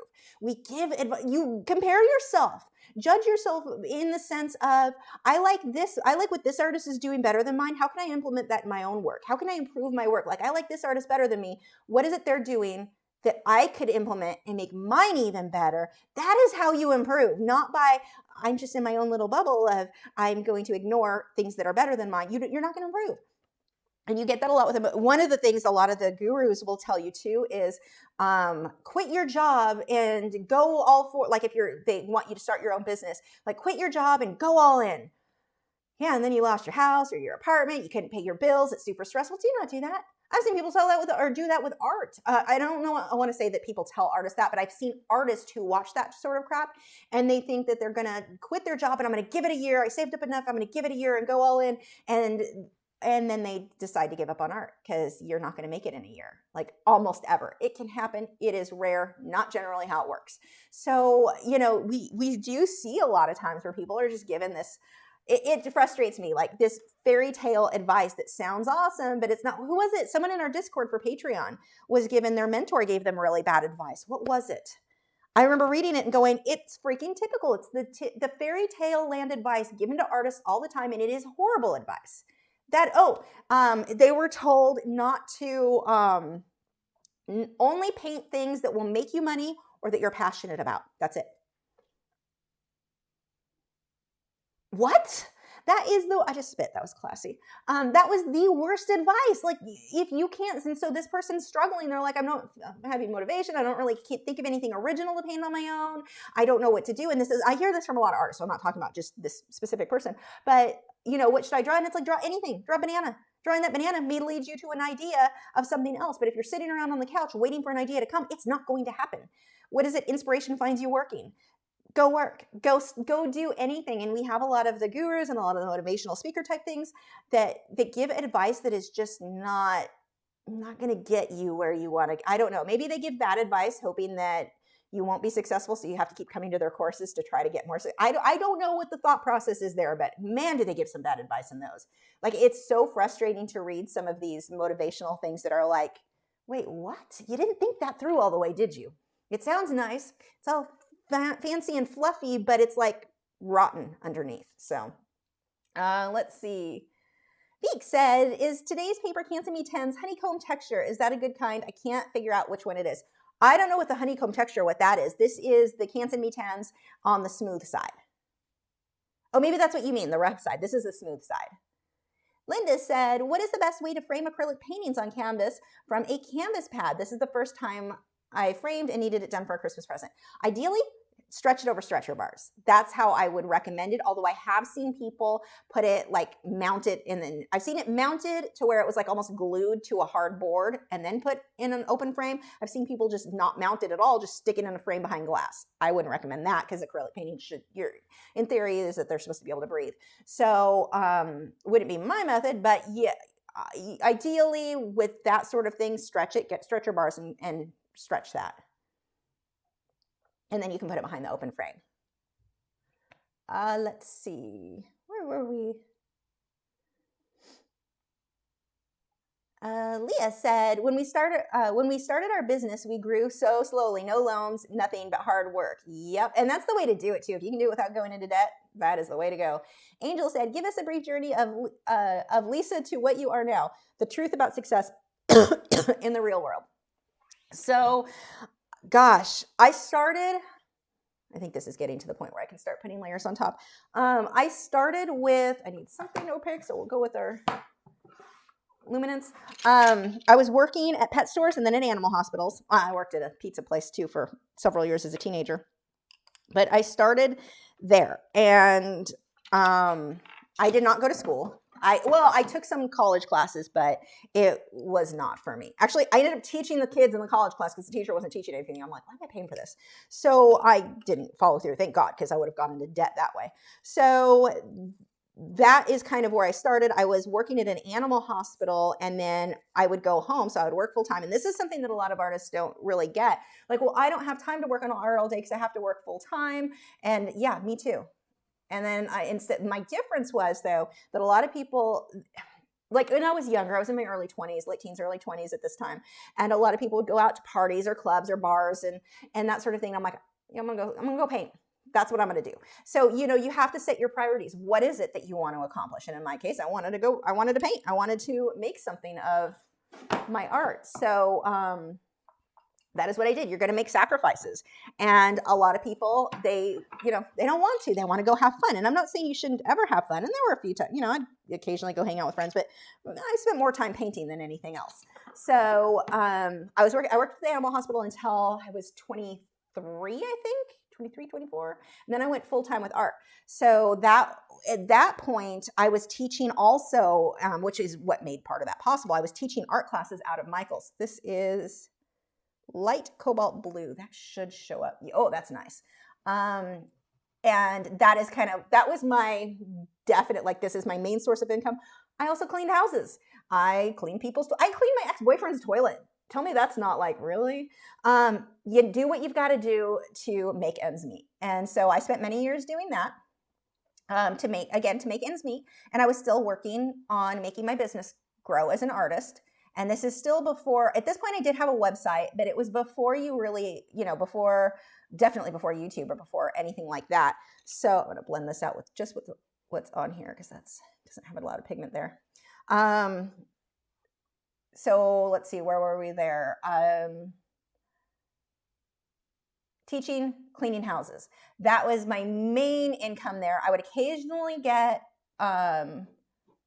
actually, no, and then it was about that time I started doing Iggy Planet or Lisa Ballard. That's how we know each other. We both have I had Italian Greyhounds, but I would get pet portrait commissions from that website or from that forum. So that was really good. Started getting commissions, so still cleaning houses, and I only cleaned 2 houses, so twice a week I was cleaning houses. But that sucked because I had the fibromyalgia was really bad, and we didn't know what was causing it at the time. And oh man, I was so sick while doing trying to clean people's houses. But again, you do what you've got to do. It wasn't glamorous, but that's what worked for me. So we did that, started building up my classes started getting bigger, and it takes a while to build up a following with students. So that started growing, portraits started doing well. Eventually I didn't have to clean houses anymore, but I did that for years. Then when I moved to Texas, I had to start all over. And I moved to Texas in 2008. So I had to build a new student following. So my income, that's when I was below poverty level. It was bad. And I had to leave California because the cost of living was getting so high. But then my husband couldn't find work when he got here. Like, he found work, just not what the industry that he was a professional in. He was a machinist. So, man, that was rough financially. But the funny thing is, as much as it's easy to complain about how hard things were, the times that I got off my butt and actually made a change that was necessary financially was when things got really bad. Like, my husband overdrew the account again. Buying comics and fast food were his thing that he kept overdrawing that account on. And I was so stressed. I'm like, how do I come up with the money on this? And why are you buying fast food? Because we actually were able to eat the food at his parents' house. He just didn't want that. He thought it was easier when he'd go to, so frustrating at the time. It was hard. We had some hard years there. So and this is when I was still teaching and making, what was I doing? I was teaching. I was also doing the band at the time. I played in a band. That didn't go anywhere. So let's see. When my husband, he overdrew our account again, and I'm freaking out because, all the charges you get, and that was just such a regular thing. And I looked on Craigslist, for who needs artwork done. Somebody has to need artwork done. So, and I did. I found people who were looking for specific paintings for their home, for decor. They needed a certain size. And I would take jobs that way. One of the other times, the thing that made a huge difference for me at one point, I was working at that, it was called Let's Art Party. And it was like painting with a twist, except with teachers who, all of them had degrees except for me. I just had a ton of teaching experience at that point. So that's how I got the job. But I had another one of those nights. Matt overdrew the account, and he's probably get mad at me for outing him on that one.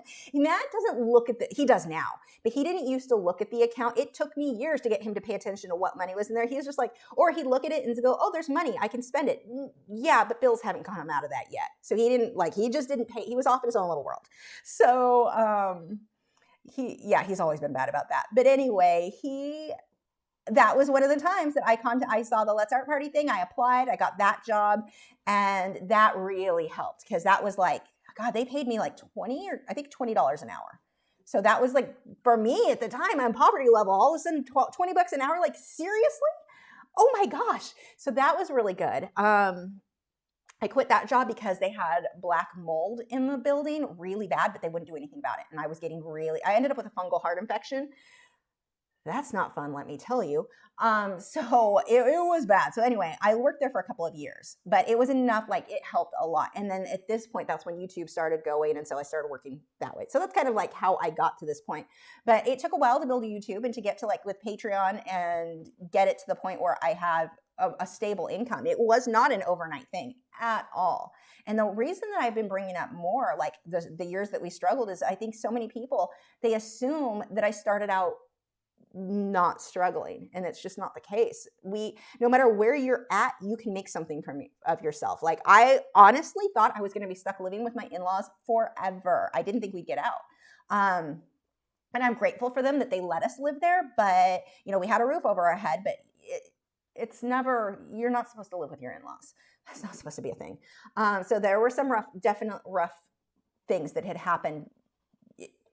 You're not supposed to live with your in-laws. So anyway, that is kind of like, as far as like the financial stuff and how I got to this point. And once with Patreon started taking off, I was able to get an apartment and, me and my husband. But even that, like, let's talk about the apartment. It was a nice apartment, 2-bedroom apartment, but I needed a studio. And so I slept in the living room so that I could have the master bedroom as my art studio. You make sacrifices for what it is you want to accomplish. What I have now is amazing, and this is my dream situation, my dream home, my master bedroom in the house is my studio, but I've actually got a bedroom now. Like, I have a bedroom with a grown-up bed. That's amazing. Like, I have a bed, not a futon. Didn't think I'd hit this point. So yeah, we definitely did not start out doing amazing. But the thing is, honestly, I appreciate everything so much more because of it. Me and my mom talk about this all the time because we, as a kid growing up, we had hard times. And she says the same thing because she's got a good job now. And she says the same thing, like she just appreciates so much because of what, we struggled with financially for so many years. So it's not like, even like if I could go back and change it, I wouldn't. And I don't think I would be as happy. I see people who started with more and they're not as happy as somebody, it's so much more common to see someone who came from nothing be happier and appreciate it more than the person who was given everything. So I'm not unhappy about any of it. Let's see, that was a long ramble. Rebecca said, do you know if there's a medium that you can mix with acrylics to decrease the drying time or increase the velocity? Yes, there is. I don't know which one it is. I don't use any of them. I think they goop up the paint and they make them. I don't like the texture they make them. So what I would recommend, if they're drying too fast for you, grab it over here. You can get a ultra fine mist sprayer or an airbrush. An airbrush works better, but not everyone is going to get that, obviously, but a little bit expensive. This is the Delta Artist Ultra Fine Mist sprayer. You can mist this with water. Your canvas is your painting, not this, but your actual canvas, and keep it wet long enough that you can keep it wet for hours if you needed to. You have all the time in the world to blend. I like that far better. Those mixing mediums that increase or slow down the dry time, I don't like them at all. The paint, it's weird. I don't like it. E said, have you ever done a piece using only white colored pencils on black paper or white charcoal only on black? No, but I want to. Like, I really want to. That is something I have been thinking about a lot lately. Clark Fine Art said, no one deserves anything you don't work for. Lachri Fine Art, so true. Also, others think success in this business is a sprint and not a marathon you have to work at. And that's true of so much, but definitely with art, absolutely. Sergi said, how would you describe your art and style evolving as you went From wallpaper face Lisa to energetic, colorful, brilliant fireworks Lisa. I don't think my artwork really changed. I used to do more surreal stuff because I wasn't like depending on making a lesson for people with Patreon. I think Patreon definitely changed stuff. And kind of in a good way, honestly, though, because Patreon, I have to have a new lesson every week. I can't screw around with, I didn't get something done. Like, I am on a schedule. I need a new lesson. And so, like, lately, I've been doing some smaller studies. They're such good lessons anyway for any artist, but they're good practice for me too. So even though it's not like I'm getting these full surreal pieces done as often as I was, I'm also getting some of that finer, like refining my own technique and my own skills and getting lessons that help you guys do that same thing. Like that, I think has improved. But I used to get more surreal stuff when I didn't have that deadline of I need a lesson done. So that's really the only thing. And just in general, you know, as time goes on, you're going to improve anyway. But that, yeah, I wouldn't say that my art changed. Well, because my personality didn't change. That's how I was in person. It was just on camera that I was awkward. So the art really didn't change any. I didn't change. It was how I behave. I act normal now. Well, normal. I act like me now on camera, whereas before I acted like a terrified child. So, but yeah, I wouldn't say the art was affected by that. Clark Feinart said, I think comparing ourselves, as long as we can be kind to ourselves too. Good point. It's okay to make all of the mistakes in the world so long as you learn and grow from them. Yes, that is a very good point. So, and when I tell people, like, yes, you should compare yourself to other artists, I don't mean, I should clarify that more. I don't mean going like, oh, that artist is so much better than me. I'm never going to be that good. I'm terrible. I suck. I don't want to do this anymore. That's not what I'm talking about. What I'm talking about is, what is that? Like, I like their work better than mine. What is it that makes their work more desirable to me? Like, what exactly are they doing? Is it their contrast, their composition, their subject matter? What is it that they're doing that makes me go, wow, I want my work to look like that someday? Or have some of those elements. To be able to pinpoint, that's more what I'm talking about. Definitely not comparing yourself in the sense of that person's so much better, because that's just a life in general. Someone's always going to be better. Whatever you're doing, they're going to be fast. Let's say you're a race, you run, someone's going to be faster. Someone's going to be better looking. Somebody, there's always, no matter what it is you do, somebody's going to be better at it than you are. So I don't really mean that. I mean, figure out what they're doing and implement some of that into your own work. This color, by the way, this light cobalt blue, oh my gosh, this is perfect for this. Now, the reason that I chose the polychromal, or the reason that I chose the Caran d'Ache Lightfast, one more time, the reason I chose the Caran d'Ache Luminance, I got it right that time, for this is that I wanted something that was very opaque. Now, I could have gone with one of the Derwent Drawing. I think they have a bluish tone in there that might have worked okay because it's kind of opaque. It's a little bit more, now that would have been more of a grayish tone. So not as blue. But I went with this because I wanted something, a more wax-based pencil that was going to be more opaque and show up. So you can get your prism, let's see, let me grab a polychromos that's similar in color. It will show up, just not quite as good. That one's a little darker. Let's see, I'm trying to get one that's as close as possible, and I don't know if I've got one that's quite light enough. That may be part of the problem anyway. Oh, I guess it doesn't exist. Yeah, the only ones that I have that are light are not even that light anyway. So see how it shows up, actually looks good around the edges, but it's not quite as opaque as what I'm getting with the wax-based pencil. So that's why I'm going that route there. DJ said, I've seen so many people give up because they don't want to stick with the learning process. And that is true of everything, for sure. Let's see. Scrolling back up.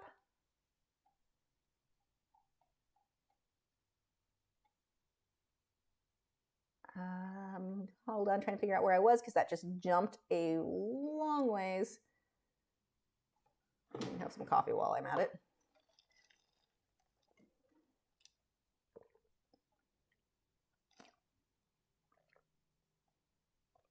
There we go. Okay, Vladimir said, I know you like colored pencils a lot, so have you ever used alcohol markers as a base layer and then use colored pencils on top? I know you could use pan pastels, just a thought. So the alcohol markers, not light fast at all. Like they have serious light fast issues. So for me, one of the things I like with colored pencils, all the colors I use are light fast. So I wouldn't want to put something that's not light fast underneath it. Now, if it was something where I'm just playing around and maybe I want to make prints and not sell the artwork, then that would be an option. But yeah, those alcohol markers, and I know people sell it, but they're not light fast. So that's just something to be aware of. Dan said, stagnant water bears only rot. Yes, and mosquitoes, which is even worse. Skylar said, "I only quit your job for art when you're making more money from your art than your full-time job, but that's something that you could build off of for years. Please correct me if I'm wrong." I don't know that you need to make more with art than your job, but you need to be able to make enough to pay your bills consistently, at least. So even if it's a little, like you take a little bit of a pay cut, I'm okay with that as long as you're living within your means enough that you can afford to take a pay cut. Don't assume. It'll take the fun out of art. If you quit your job and you're so stressed about making money with art, it takes the fun out of the art. It really does. And it can be the thing that makes a lot of people give up on art altogether. I've seen this. There was somebody on YouTube years ago. Their channel never got large. And they tried it. They're like, I'm going to give it a year. And sure enough, they're no longer making videos or doing art. Like it is the thing that will burn out people like crazy and make them not want to do it anymore. I saw there was a girl who played violin. She's one of the main reasons I got started playing violin. When we were friends when we were 5, she was amazing. Oh, man, her mom made her practice a lot. And growing up, like when in high school, she was the first chair, first violin. I mean, this girl was amazing. She didn't play anymore at all. And I'm like, even I play and I was terrible because I never practiced. So there is a point where you can almost do too much and put too much pressure on yourself to where it's no longer fun. And I think with you want to make sure that you're able to consistently pay your bills, or it will make trying to make a living with art not so fun. That's definitely for sure. Let's see. Leah said, I would love to close our business and do art all the time, but that would not be a smart move. So even though I don't have a lot of time for art, I use the time I have to get better. I don't know how to respond to that. That just seems like a super complete statement that I definitely agree with. Angel said, so one quote that is hilarious, but I truly love is "Stop being poor. It's douchey, I know, but it gives me the motivation for some reason." The romanticism of being poor is prevalent. Yeah, and it's a weird thing right now. Right now, if you are not poor, you're not in the in crowd, which is weird. Like we live in a society right now that is almost, like you said, romanticizing that and romanticizing any sort of weakness. Like phobias. Oh my gosh, everyone and their phobias. I need a trigger warning for freaking everything. And I'm like, I'm not giving you, no, I'm not doing it. Because let's talk about crickets. Here's my story. So I worked at pet stores, and when I first started, this is before I had pets that needed to be fed crickets. I couldn't catch the crickets. Like customers came in, they needed crickets. I always had to go get someone else. They grossed me out, freaked me out, like heebie-jeebies. Oh my God. Was that a phobia? No, I thought they were icky. That was all.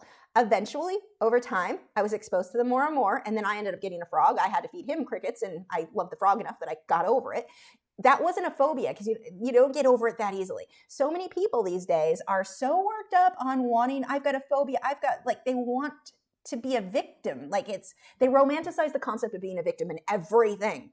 So going back to the phobias, like people, I have a bee phobia. Do you really? Do you know? Because you probably don't. You probably just think they're icky. And you're allowed to think they're icky. I get it.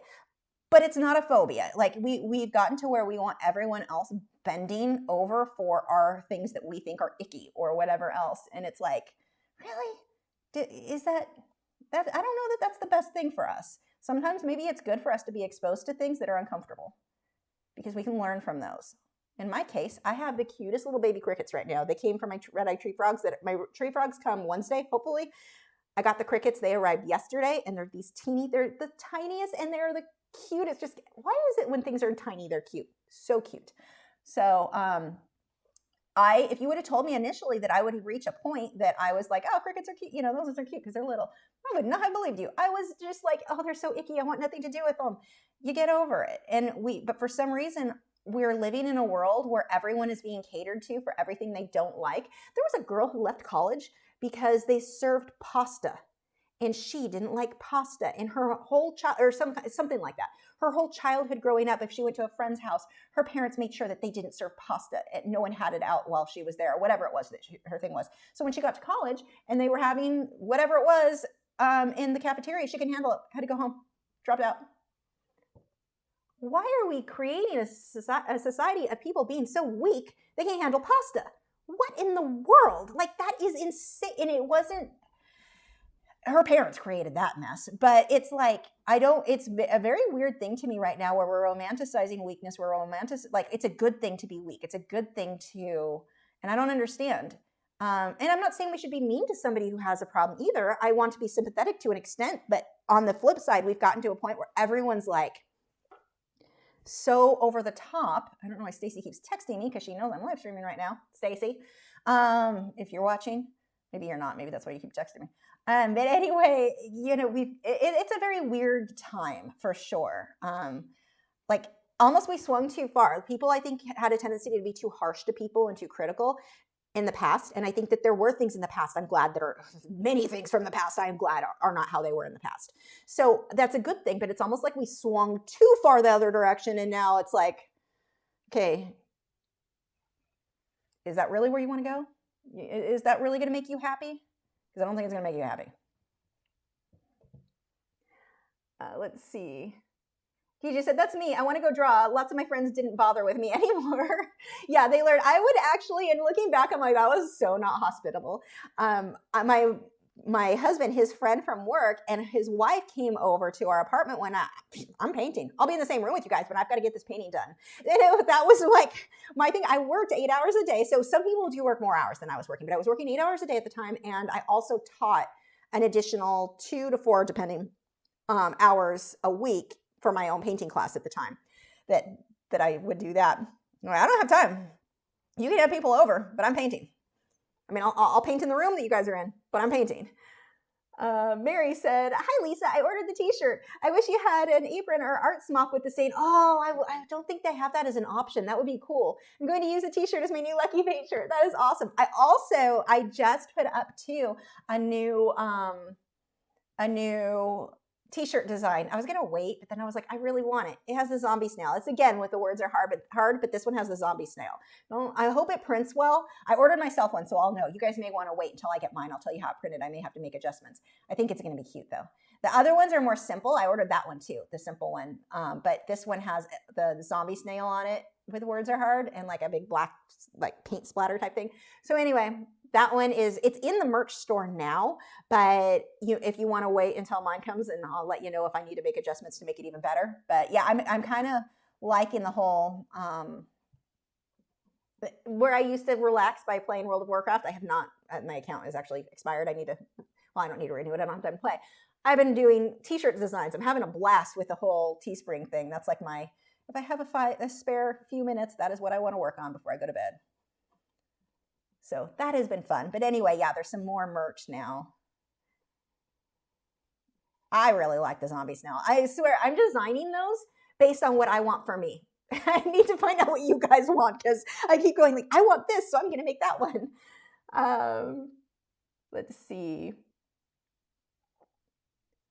Sarah said, do you watch a show and go, I need to make fan art and you go hang it on my wall? I don't even know how to draw anime, but now I need to do it.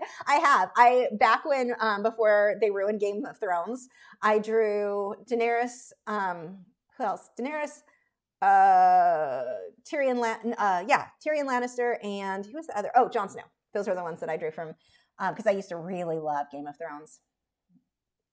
And then we all know how that ended. Actually, the ending wasn't the problem. The fact that you tried to make the ending that should have been like 2 years worth into 5 minutes, that's where I had a problem. But yes, I've definitely done that where I was super inspired by something I loved like that. Lisa said, Faber-Castell Gold Fiber are the studio quality. I think that means student, 36 for 27 or 24 pencils. I love the art chat so much. He makes so much fun. Let's see, cleaned your boyfriend's toilet. Yeah, I did that. That was awkward because he was a pig. Anyway, what was really awkward was having to change him and I'm friends still with his ex-wife. He's not good with relationships, but anyway, their bed, like when I'd have to wash their sheets and stuff, and I'm like, this is just kind of weird. This is just weird. But they were cool. I was grateful for the income though, very grateful. And I love his, now ex-wife. She's one of the few people I still talk to from Southern California. She is awesome. Let's see. Christine said, I came here for painting, but I'm also getting a motivational life kick, which I need. Thanks. Skylar said, grapes look great. Did you use blue somewhere? I did. All of this light area you're seeing, I'm using the, what is this? The light cobalt blue by Caran d'Ache. So it's a more opaque color because it's Caran d'Ache. It's going to, or the Caran d'Ache Luminance, it's a wax-based pencil. So it's going to be more opaque than like my polychromos or my light fast pencils.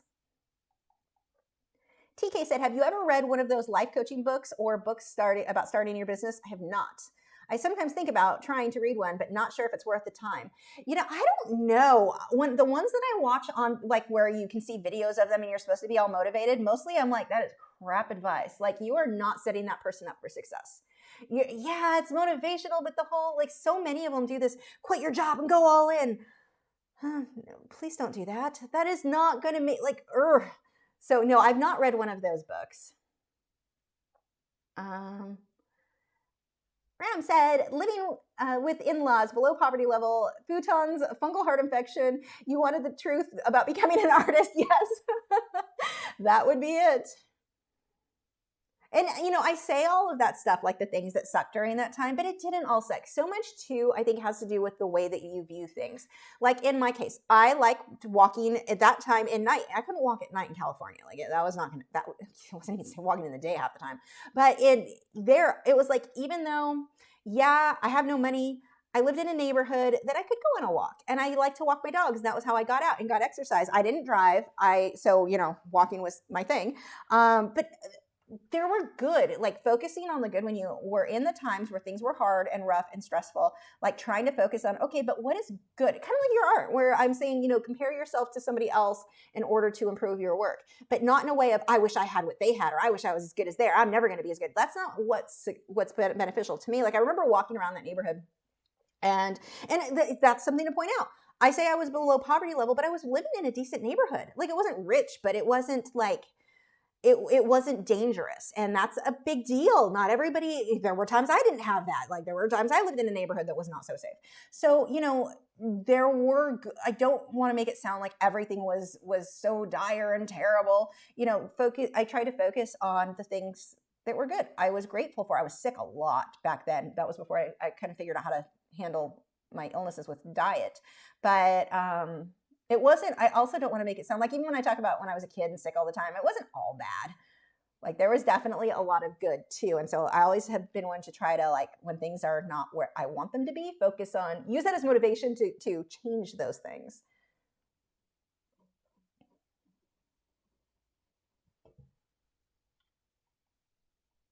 Gypsy Heart said, I personally think people who are handed what they want never feel like it's good enough for them and struggle with how to get more because they are unaware of what to do to get there. That is so true. There was one thing, what was it? It was just a funny meme or something on like that went around on Facebook, and it was two guys talking about, oh, she's new poor, we're old poor, like we're used to they're drinking beer and whatever, like we got this, because everyone, you know, obviously right now so many people are struggling. And I say not to make light of that, but that's how I get through hard times, is I make light of situations. So I'm not trying to offend anybody. Everyone wants to be offended, I know. But I definitely, I make light of things. So anyway, I thought that was kind of funny. Like those who have struggled, it's like, we got this, it's fine. we can make it through this. Whereas like some people who never struggled, they freak out and they're over the top stressed because they don't know how to get through things too. So yeah, there's definitely some benefits to having struggled. Like there are a lot of benefits to having struggled, but you're right. I know people who are never happy, and you were definitely right. Selma said, I really love your art and your personality. I got into colored pencils after I started following you. What brand do you recommend for portrait? Also stay safe. Thank you. Portraits, Caran d'Ache Luminance have been my main go-to portrait. I use a combination. My three main brands are Caran d'Ache Luminance, Derwent Lightfast, and my brain shut down, Faber-Castell Polychromos. So if I could only choose one for portraits, I would probably go with Caran d'Ache Luminance. I like how waxy they are. They're very good for blending skin tones. But when I need smaller detail around the eyes, I'm going to switch over to my Polychromos. Or even I haven't done a portrait yet and I need to. With the Derwent Lightfast, I think that they're going to be excellent for blending for that, because they do blend so well. Alana said, can I assume that brush and pencil touch-up texture is fine to use for highlights on top of colored pencil that is on top of pastels? Absolutely. Definitely can. Although No, yeah, use it. I was trying to remember what paper you're working on. Yeah, it'll be good for you. Beth said, I agree with you there. I had hard times make someone appreciate everything more. Yeah, and I think I have to wonder if that's why so many young people are not happy right now. Like you have a lot of people who are very, struggling with everything being hard. They've always, things have been too easy. What is it? Good times make, how does that saying go?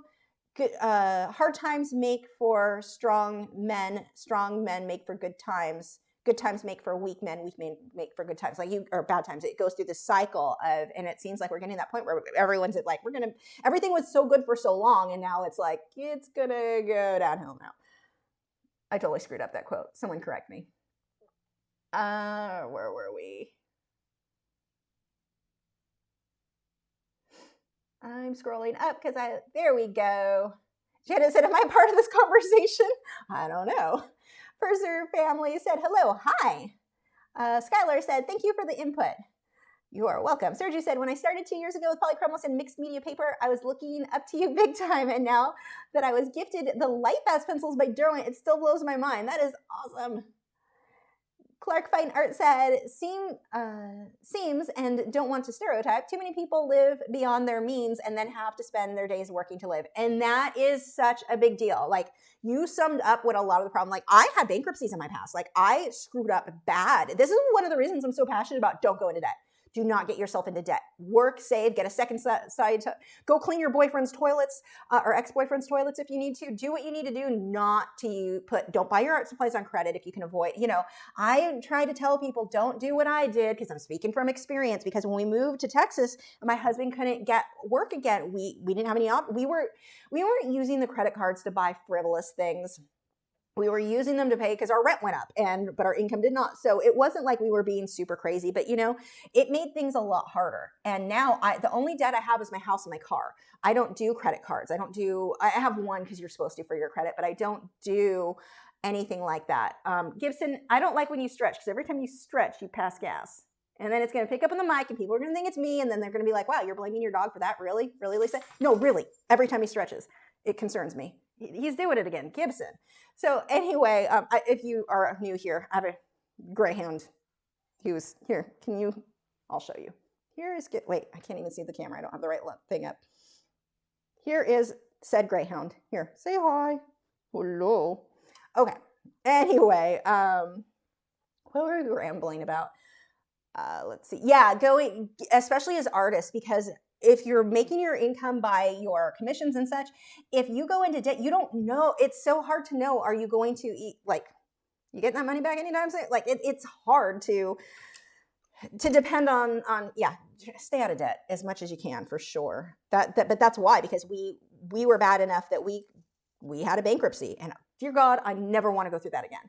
That was certainly not the highlight of my life. My God, I was upset. So see, now I'm starting to make these colors a bit more rich. Yeah, I think the people living beyond their means. I was watching a video. It was back from the housing, like the market crash of 2008? And this woman was talking, and you were supposed to feel so bad for her. I don't feel bad. I'm sorry. She bought a house that was like $1 million house. She didn't need $1 million house for her and her 2 kids and her husband. Like, why would you do that? That doesn't even make sense to me. And so she lost the house, and she tried to stay in it by just not paying her bills, which is never going to, so she stayed in it longer than it was supposed to. And she had this whole sad story, and I'm just like, you were living, I don't know why you bought a house that was at the very top of what you could afford at the best your income had ever been. Like, that just seems scary. I mean, we definitely went below, and even that I was scared because you never know. Something could happen to Patreon. Something could, things could happen, and that is scary. But when you see somebody who's like, I'm going to buy $1 million house, why did you do that? It's like, oh my gosh, you can't afford that. Because if you lose any money, in her case, she was so living beyond her means. It's sad. It's just like, I just don't understand. I feel like schools do not teach people common things when Gibson just passed out on the floor. They don't teach people economics in the sense that like when I was in high school, they sat us down in one of our classes and they were like, so at the time, minimum wage, I want to say was $3.75 an hour, something like that. And yeah, I'm old. So they sat us down and they said, this is how much an apartment in California, you know, the area I lived in, this is how much they cost, this is how much your bills, and they kind of worked out how much you needed to earn in order to have your own apartment. And I think it came out to be you needed to make more than $9 an hour in order to, at the time, afford an apartment. And definitely not the case now. But they taught us like that, working at your current, because you know, we're high school, we're all making minimum wage. Like your minimum wage job is not going to make that is not going to be enough for you. You have to figure out something higher. Like, what are you working towards? What are you going to do so that if you guys want out of your parents' house, this is what you need to do. And I don't think they do that anymore. I wish that they taught a little bit more with that. And I also wish they really pushed for students to learn and kids to learn, especially when going into college, what happens when you take out debt and how hard that is to pay back and how interest really works and what your end actual amount you paid. Like, they don't teach, the people that I have talked to are not being taught that. Let's see. Dan said, I've been struggling with work after I got my bachelor's degree. Thankfully, now I'm getting experience subbing at a local school district. It's a slow burn, but it's slow burning. Now I'm glad you're getting that experience. That's good. Better than sitting at home, that's for sure. Susie said, yay, violin. I've just started learning to play the instrument and I'm just loving it. Oh, yeah, I haven't been practicing at all. And so I need to practice. It's on my things, my like goals of things to include. I've got to redo my schedule. I'm probably doing that this weekend. So I think one of the things I'm going to do is start including practicing violin again because I'm so out of practice. It's going to sound terrible for like a month. And so that's why I keep putting off getting back into practicing because for a month I'm going to have to go through playing scales and it's sounding like I have a very injured cat. I don't even have a cat. My neighbors are going to think I have one that's hurt. So yeah, it does not sound pretty when you first start. Anne said, hi, Lisa. I watched your video about varnishing acrylic painting. Is it okay just to use gloss spray varnish? Yes, absolutely. Definitely. Sneak said, I think if you go by outlook on life, we are twins. OMG, I can't. Can these people just get over themselves? The Purser family said, I just bought the luminance pencils and tried them out with the polys. Went okay. Any tips on using them together? It depends on what you're doing. I'm trying to think of, usually I try to point it out as I'm doing it because it's kind of easier to make that make sense at the time. But usually for me, I need nightshade. Where's nightshade? Come to me, nightshade. Usually for me, I can't do two things at the same time, apparently. Ooh, blue violet. Do I want you? I might want you. I don't know. I'm going to go with my luminance for where I want to get that blurry background, that soft, something really smooth. That's where I like my luminance better. When I want to get to the finer details, like sharp edges, then I like I don't need to sharpen you. I like my polychromos better. So those are kind of my two main, like when do I choose which? But sometimes I just choose one based on it has the color that I want. So, you'll have different reasons. But the big thing is just to experiment and play with them. I don't really have any tips other than that. Like that's kind of how I choose which one I'm going to go with. But you can layer them on top of each other. It doesn't matter which one you put down first. Just keep them at a sharp point and work in lots of light layers. Don't, when you start pushing, like right now I'm getting to the stage where I'm burnishing, but I can't put many more layers on top of it because of that. So it's something you need to be aware of, like always with colored pencil. But experiment. Just play with them and that's pretty much it. Congratulations on the pencils, though. You're going to have fun.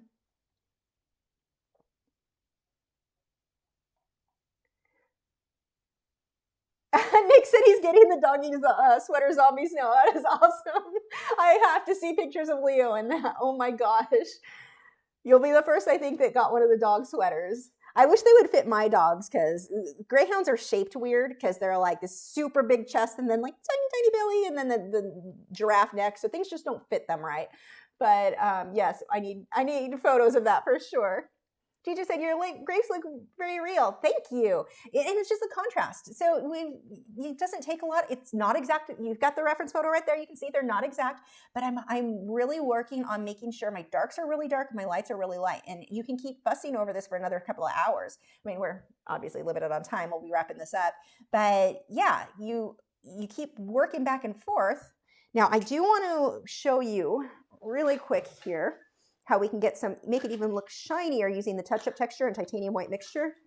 Let me Supplies are all over the place. That is powder blender. Don't accidentally grab powder blender. It's not going to work in this case. The bottles look very similar, so it's easy to do. So I need to shake this up really well. Also, if you guys want to hang out during the end, I want to open my new plants that just came today from Josh's Frogs for the vivarium. So, you know, we can wrap this up with showing you my new plants. Let's see. This, by the way, this stuff, it comes in like in this little nail polish bottle. It has a residue at the bottom. You want to shake this until that residue is completely mixed through. That's how you know you've shaken it up enough. Shelly said, hi, Lisa. I'm enjoying the chat today. Have you ever had family and friends try to control your art style? If so, how did you handle that? No, the only thing that I've had, well, I have had friends, 2 instances I can think of that kind of, I guess, fall in that. I had one friend that thought that me doing damask and stuff like that was gimmicky, which is weird. And she actually was somebody who bought my work on occasion, so I would take her like opinion into consideration. But it's like she also knows she could hire me for commissions. That if she just wants straight wildlife stuff, she could hire me for that. The thing to me was everyone does straight wildlife stuff. Sometimes I want to do something that's a bit different. And so I've had that. And I had one friend who told me that one of my paintings, I did a lot of surreal stuff. He thought I should just do a landscape instead of the landscape pulling onto a shelf in the way that I was doing it. And it's like, dude, when you buy the painting, you can tell me how you want me to paint it. But that's about as close as it was. And that's kind of pretty much what I told him. And that painting sold shortly after, so like really soon after I finished it. So Angela said, I mean, if it's polarizing times, there's no in between. Maybe some would be relatable, but what question is the motive behind the act? So wait, what were we talking? I don't know what part of the conversation we're on, Angel. I'm sorry. I'm like, wait, these are random words that my brain is like not putting in the correct order. I apologize. Let's see. It was probably a really good comment. And my brain is like, what? Paul said, off topic, but would you consider, like anything's been on topic today, would you consider knowing the history before buying a house, say if a murder happened previously or cults or haunting? So I'm the crazy person who wanted a brand new house, a brand new build because I'm afraid of ghosts. So there's that. Yes, I would take it into consideration. I've experienced scary stuff in older houses when I lived in Claremont, California, and I don't want to experience those things again. So call me crazy or whatever. There's a reason I wanted a new house. Well, that, and I got to choose my own, the colors I wanted, and I knew I'm getting a good foundation and nothing that's already damaged. But yes, that was something that I did seriously consider when it came to looking at a house, and one of the reasons that I really wanted to go new. Janet said it meant the downside was my trees are little. I have baby trees and I love big trees. So, that's going to be a long time before that happens, buying a new house. But yeah. Janet said, now that your live stream is nearing the end, I have finally figured out how to be a part of the live chat. Oh, I see you here, Janet. I'm sorry if I've been ignoring you. Paul said, walking on eggshells kind of times. Yes, it is. We have some crazy witch hunts going on right now. Let's see. That just scrolled way too far.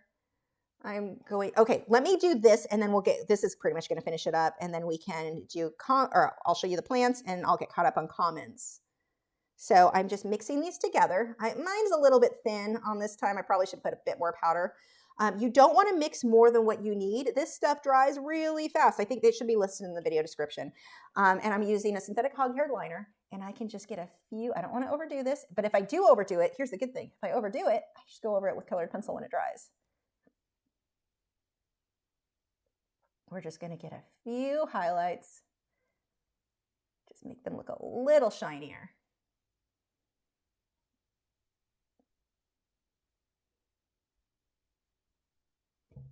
I usually stick my finger in it just to smudge it a bit so it's not too harsh.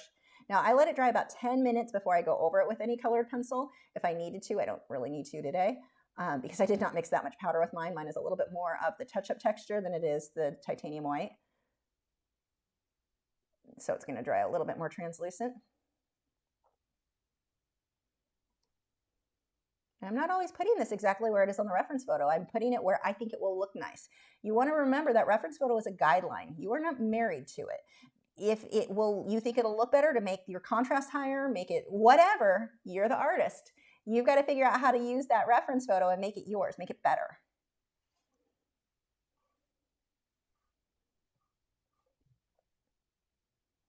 Okay. I think I like that. Now I could have just done a white colored pencil. It's just not going to be as sharp or stand out quite as much. And I can do a couple more layers. So one of the things with mine, I made mine a little bit too watery, so it's a little bit translucent when it dries. Just put another layer over it.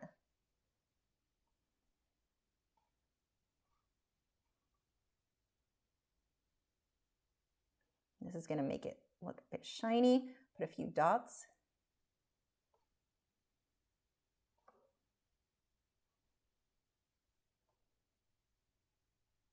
Okay, so I'm going to rinse this. You guys can come with me. You can hear me talk. You just won't, see me. I'm going to go in here and rinse this brush off so I don't ruin it. Then really all I have to do is sign that artwork and we will be done. And I'll show you plants and finish answering questions or comments. Oh, are you going to take my spot? Are you going to help, Gibson? Okay, and then you just rinse that with water. Now, if you mix too much of that, the common thought would be, I'll add water, like with paint. If the paint starts to dry, I'll add more water. No, do not add water to this. If you add water to try to, yeah, it'll thin it out and it'll seem like it's working. It is no longer archival and it'll probably chip or flake off because you're now mixing a water-based product on top of your wax and oil-based, that's not what you want to do. So don't ever thin it out. When that's like, it starts to dry fast. That's why you want to mix a tiny, tiny amount and just clean it off and mix more as needed. But don't try to make it last longer by adding water. You're not going to get the results you want. And this, people will say, well, can I use gel pen? Sure. And it can look good. It's not archival. You're, again, wax or an oil-based, words are hard, a water-based product on top of a wax or oil-based product, you're not going to get an archival, like they don't mix. So same thing, like people say, can I put acrylic paint? No, again, you're putting in a water-based product on top of wax or oil-based, so that doesn't work. Okay, let's see. I'm going to scroll up and then we'll get caught up on these questions. I'm apparently missing a whole lot.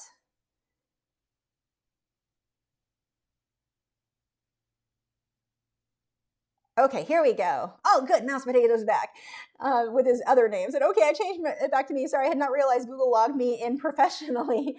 Yes, you have to. It makes life better to joke about. Oh, I'm not reading that right. I'm sorry. I read these sometimes and I think it makes you guys sound like you didn't write it right. And it's really, my brain's like, no, I'm not reading that right. So I apologize. Let's see. Yes, you have to. It makes life better to joke about hardships to get at the top or close. Dan said, I love when some person full of themselves thinks that a person with similar styles is an art thief. Oh my gosh, I've seen that. Honestly, if a person was inspired by my style, I'd be flattered. Yeah, and there's a difference between being inspired by and full-on copying. But I've seen that where people, like something looks similar to theirs and like, they copied me. No, they didn't. Many people have painted a clownfish in this world. Like, that's not the same. No. There's copying, there's being inspired, and, one's okay, one is not. Paul said, strong men create good times create weak men, and weak men create hard times. That's what it is. Thank you. Yeah, I think we're getting to that point of the weak men that are going to create some hard times. Let's see. DJ said, where are the boys at today? How about the other critters? The boys are, Gibson found a spot of sun. They're both laying on, Wade just flipped over, legs in the air. God, that dog. But they're both over here. They're doing great. Gibson got to go rollerblading before the live stream, so he's been a bit calmer. We were trying to switch over to daytime walks since it's getting colder and rollerblading, and he is not understanding that he can't do daytime walks and nighttime walks because he's now currently been bugging me still at night, thinking, well, I can go again. He doesn't understand he already went because, being a dog and all that. So I try to explain it to him. He's just not understanding. Let's see. And all the other critters are good. I've got the crickets here. They are waiting for my tree frogs to come. Hopefully I'm going to be a nervous wreck until they get here. I'm going today to get a quarantine tank for them so that they can I'm going to house them in that until I'm sure that they're eating and that everything looks good and nobody's got any injuries or anything like that. And then they'll get to, as soon as I'm sure everything is going good there, they get to move into their big vivarium, which I want to get them into as quick as possible because I think that will be less stressful for them than a bare hospital type tank, but I do want to make sure they're healthy before I set them free and can't monitor them as well. But today, when we're done here, that's what I'm going to go do. Get that ready for them. So I'm super excited. But yeah, fish, everyone's good. Ben, my new beta, he's awesome. I love that little guy. Definitely going to stick with half moon placots after this because they have the short tail, not as fancy as the long tail, but he can swim so much easier. So, you know, I'm loving that. Super cute. I'm trying to think who else. Birds are all great. They're still asleep. Yeah, did I cover everybody? Who am I missing? I don't know. There's a lot of critters. Baby Snack is doing good. We call her Baby Snack. I don't know what my husband actually named her. We just call her Baby Snack. Let's see. Leah said, love these grapes. I have the Derwent drawing pencils and this paper. Going to have a try at this one. You'll like it. I love drawing and painting grapes anyway because they look so good no matter how, like you can be an absolute beginner and if you, because you don't have to be exact on where stuff goes. If you keep your magentas, oranges, and then the bluish tone for your highlights and then of course your main highlights, grapes are easy to make look really good. So they're fun. Like I forget who, was it Heather who suggested, I forget who wanted grapes this week or they actually suggested on Nick's live stream. But when she suggested, I was like, yes, I love that. They're just so fun. Rhino said, thanks for the cool live stream. Love your art. It's amazing and inspiring. Thank you. Ram said, Gibson is adorable. Thank you. We're not going to tell him that. He has a big head already. Gypsy Heart said, LOL, price aside, I am too lazy to buy $1 million house because my big butt is not cleaning that much space. Oh my gosh. So right there with you. So there was another house. It was still in our budget and I'd still be well under budget. And the two models at my location, I ended up going with the smaller one. The bigger one had upstairs and it was so neat. And I could have had an actual guest room and all that. And I'm not dusting that staircase. I am not cleaning this. Like that was the main reason that we went, because it wasn't that much more for a way bigger house, but it was like, no, they asked us too. So this model, you were able to go, you've got the master bathroom, which is what I have. Then my husband uses the bathroom, like we have our own bathrooms. His is the joys of not having kids. You actually get your own stuff. But his is the other bathroom that he had the big shower because he doesn't take baths. So it worked out well for him. And then they had a third that would have been like, what do they call it? It's not a half bath because it's just the toilet and the sink. And that was an upgrade. Or you could just keep it as a big closet. My big closet, I don't need an extra toilet to clean every week. I know it would raise the value of the home, but no, I don't want to clean that. I'm not doing that. So I didn't. And it's a closet I'm like, I want that closet for my canvases. Like I was excited to have that indoors big, it's not huge, but big enough it would have been a tiny bathroom. So yeah, I am so right there with you on that. Purser family said, I love your studio assistants. Thank you. They're such good boys. It's been... I don't know. Let me see if I can get you to see Wade right now. It is hilarious. I don't know if this computer is going to turn enough and stuff's going to be in the way. Can you kind of see him? I don't know if you're able to with this stuff. There we go. You can kind of see him. Oh, don't knock stuff over. Back there. There is Wade on his back, legs in the air, mouth half open. They're funny. Yeah, we joke. His nickname is the bad cow, which is funny because he's not bad at all. That's why it's funny. We're out pet his face. It's such a bad cow because he's cow print. And then Gibson's our house horse. Let's see. Where are we? Lucas said, what is the highest hospital bill you have ever received? I heard the U.S. hospitals are crazy expensive in the U.S. Well, I mean, you should have health insurance ideally, which most of us do. So yeah, well, not most of us actually. When they change stuff, I know a lot of people who lost theirs because they couldn't afford it anymore. That's a whole other drama. But the highest hospital bill, my highest payout, I think when I had all the surgeries, it was like $6,000 was what I owed on my part. So, but the hospital bill itself was a lot more. But it was about $100,000. But the insurance, because I had the insurance, that is what paid for that. So, I think my payout was $6,000. But let me tell you, I know people don't, they complain about the US and all that, whatever. It was such a good hospital. My treatment and how miserable of it, I was physically so miserable during my stay there. I can't say anything bad at I was in so fast when I finally was like, okay, I actually do need to go to the hospital for this. I was in so fast. I had my own, this room was amazing. The treatment, the staff, the food was good. I didn't really want to eat while I was there, but what little I did eat, I was there for 4 days, 3 nights, 4 days. And it was good. The treatment, the everything, it was expensive. I was very grateful that I could afford it. But with health insurance, I mean, if I couldn't afford like the $6,000, they let you do payments. So it's not like they wouldn't have treated me or anything like that. But yeah, I mean, if you set yourself up where you, like my husband, my main reason my husband can't just become my personal like assistant and we just go all in on my business, which I think would do good that way. I need his health insurance. So he has to keep his job because I need health insurance. So, we make choices and sacrifices to have the health insurance that I am so grateful I had, because I would have been screwed had I not when that happened. Let's see. Alexandra. So yeah, I don't have I think our medical system could be better. Absolutely. But I also don't think it's the worst. And I know a lot of people are like, oh, American health is the worst. No. There's a reason people come here for treatment. Like, we have good doctors. Like, I'm not going to bash everything. As always, there are things I like and things I dislike about pretty much every system. So my overall experience has been, did I want to pay all that money? No.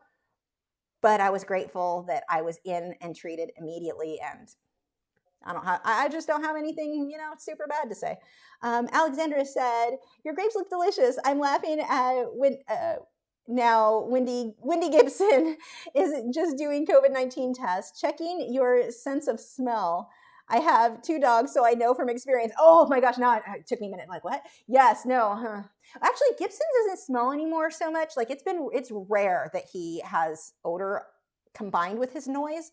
Since he's on a raw diet, he does not have, when he was on kibble, when I first got him, his gas would just clear a room. Wade too. But now they're both on raw, so the smell isn't there. And then Wade doesn't really get gas too much. It's Gibson. If he stretches, he will fart, and it's noisy farts. And you're just like, really, dog? So when company's over, when he stretches, it's like, just to warn you, that's the dog what's about to hit. But yeah. Classy dog to go with the classy owner who spits when she talks today. Victor said, is that paper you're using pastel matte paper? No, it is Canson Mi-Teintes in the gray. Let's see. Mary said, when I was in high school, they had home economics class, which taught how to balance a checkbook, how to come up. Yeah, that's what I think the class I was in that I learned that. How to come up with and stick to a home budget. They don't teach that anymore. And that is sad. That is so that was a very useful thing for me. I needed somebody to tell me, hey, working at the pizza place is not going to get you out of your parents' house. That was a good lesson. I mean, I wish that we were teaching kids, strive for more, not college debt. Let's see. Mercer family said, I draw animals most of the time. Thanks. You're welcome. Angel said, I mean, what am I supposed to do? Go to college, grad school, work, look around? We all live in public now. We're all on the internet. How do you think people become famous anymore?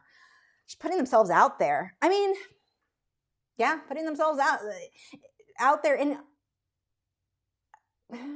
I don't know, become famous for what though? Like, there are different ways you can become famous. It depends on, I guess, what your goal, what are you trying to be famous for?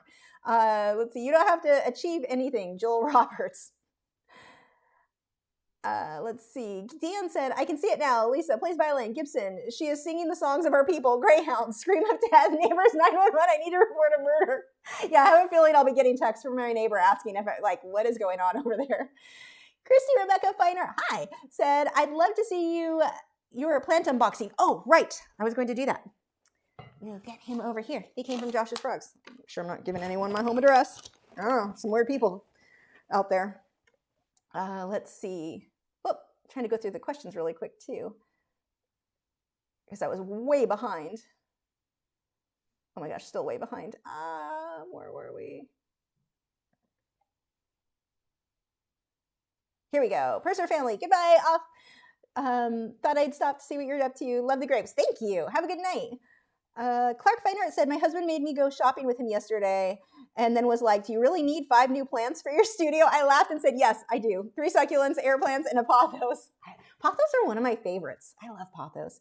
Mouse Potato said, if I wanted to do a painting as the artist, if I wanted you to do a painting as the artist, how would I do that? How would I contact you for details? Never checked out the site well enough. I only see what's for sale. I don't do it often. It depends on what you want.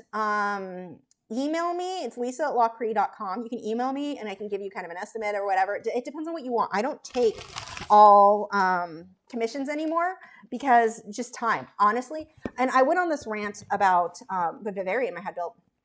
on Wednesday, I was ranted about this. I don't feel that I can provide the service necessary to do good customer service on commissions. And so I don't take them anymore. I don't have the time. If you were willing to put up with my crap on when I get to it, we can talk. So, and it has to be something that works well for a lesson and all that, because it would be a Patreon lesson. So anyway, lisa@lachri.com is my email. Email me.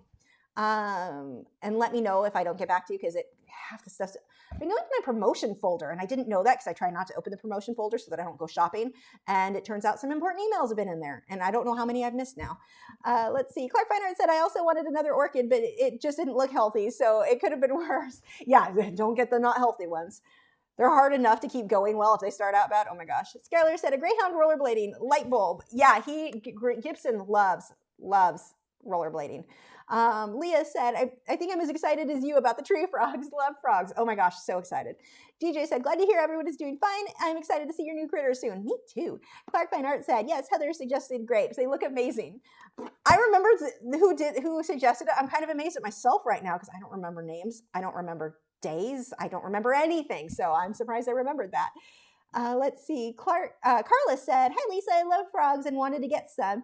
And I've fallen in love with pea puffer fish. Anyone else? Are those the little, are they brackish water ones? If I'm thinking correctly? I don't remember. E said, have you tried the Mi-Teintes Touch? It's a bit more expensive, but like sanded surface, it's great for pastels, but works for colored pencil. I have not. I don't think I have. DJ said, great stream, Lisa, love those grapes. Keep singing the California Raisin song. I keep singing. Oh, I forgot about those guys. Anne said, I watched your video about varnishing acrylic paintings. Is it okay to use gloss varnish? Yes. Wow, weird. Didn't I answer that one earlier? Where did that was like, I just had deja vu. Alexander said, we are so lucky in the UK having our NH National Health Service. I am glad you like it. Let's see. Where are we? Gypsy Heart said, when you frame a colored pencil piece behind glass, is a matte required or optional? I would definitely put a matte, because you don't want the artwork touching the glass. The matte's going to create that gap there. So yes. I finally finished my first one and I want to frame it. Yeah, put a matte on it. It'll look better anyway. The matte makes it look wonderful, but you want that. It'll help create a bit of a gap between the art and the glass. Who's huffing over there? Wade is on his back, dreaming and kind of huffing while his feet twitch. Clark Feinart said, it was a variegated pothos. Oh, I like those. I have a few, but none were variegated, and variegated plants are some of my favorites. Yeah, I actually want to make a t-shirt. I've seen some made, so I can make my own, but that says variegated everything. I think I want variegate all the things. I don't know, something about everything being variegated. I want that and a shirt that says it's never obliqua. Okay, so the first one should be the bromeliads. It looks like these came from Josh's Frogs, by the way. I think it's just joshsfrogs.com. That's where I've been getting all of my terrarium plants, like the selection, and theirs are not treated with pesticides or anything, so they're safe for the frogs. I may end up with extra pests in the tank. I'm going to have to watch for that. I am, to be fair, stupid for putting them directly in the tank and not quarantining these plants first.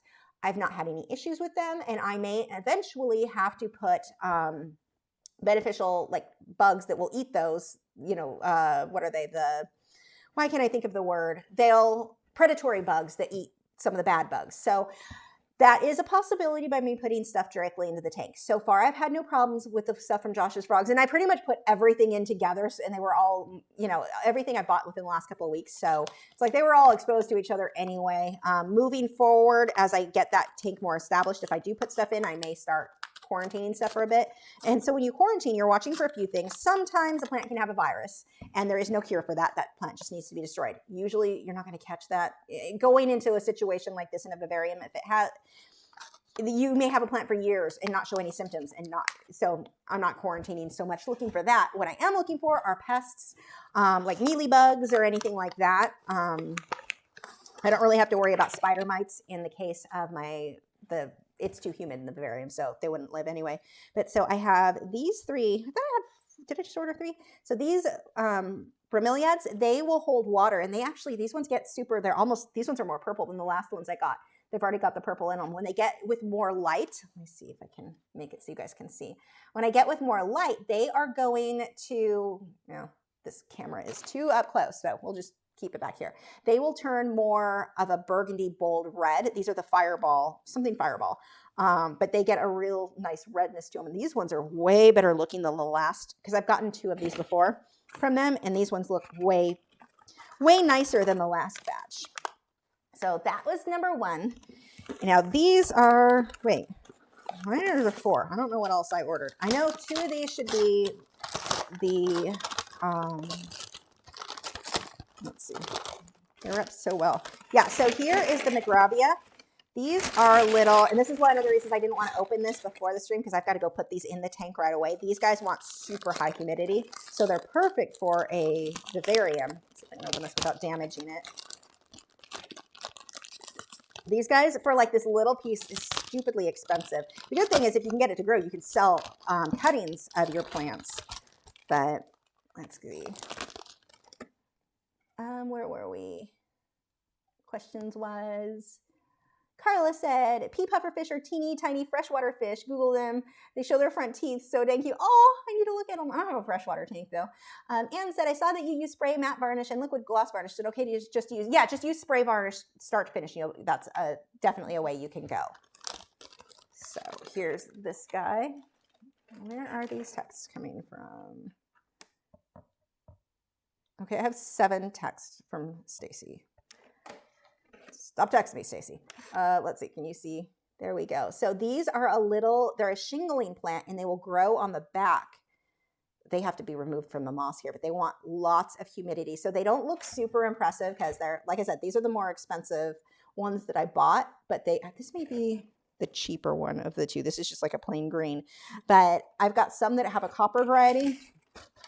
Okay, so with the vivarium, I'm having to mess around with, by the way, the artwork's done, so if that's what all you're here for, you're free to go now. I don't want to bore you, but the vivarium, you've got to like balance. This area has more light. This has less light. This one has more airflow because I have fans on it. This one, you know, you're balancing which area wants more, which plants want more humidity, everything. And so where I had the copper Magravia, it was a little too dry. So I moved him. Hopefully he pulls through because he's really pretty. Gypsy Heart said, I need more of your plant wisdom. I am the meme. My husband keeps asking me why I buy plants when they just always end up dying. And I say, just to show him what I'm capable of. I love that meme. Yes. You know, one of the main reasons that people kill plants is overwatering. Except in this case, this guy needs, and this one you really only want in a terrarium. You wouldn't want this living like in a pot on your, well, he's not that impressive for that anyway. But what the goal with that one is, the Magravias, which I may be saying wrong. And when it comes to plants, I may be saying any of them wrong. But the goal, geez, this is heavy. What did I order? The goal with those is you want them like vining up the back of the vivarium, or that's my goal anyway. So that's why I've ordered a couple of extras. This pot is super wet. It's weighing a ton. Oh, I forgot I ordered him. He's my little, the carnivorous, the snappy dragon face guy. What is he? I can't remember. Why can't I think of his name? Shoot. You guys will know. Someone correct me because my brain just, oh, geez, this is wet. So I'm just going to stick him straight into the vivarium with the bromeliads. He's not going with my tree frogs. He's going to go in a tank that's just a very humid terrarium. And so I thought he would really like it. But for now, I'm just going to set him in there. It's dripping all over the place. But can you see his little mouths with his little teeth? I don't want to drip that on my laptop. But that is, I totally forgot I ordered him. I got one that I grew, and it grew just like 2 little mouths from Home Depot. Yeah, he died. He was not ready to be out of the terrarium. So that one didn't go well. So this one would be the last of the Magravia.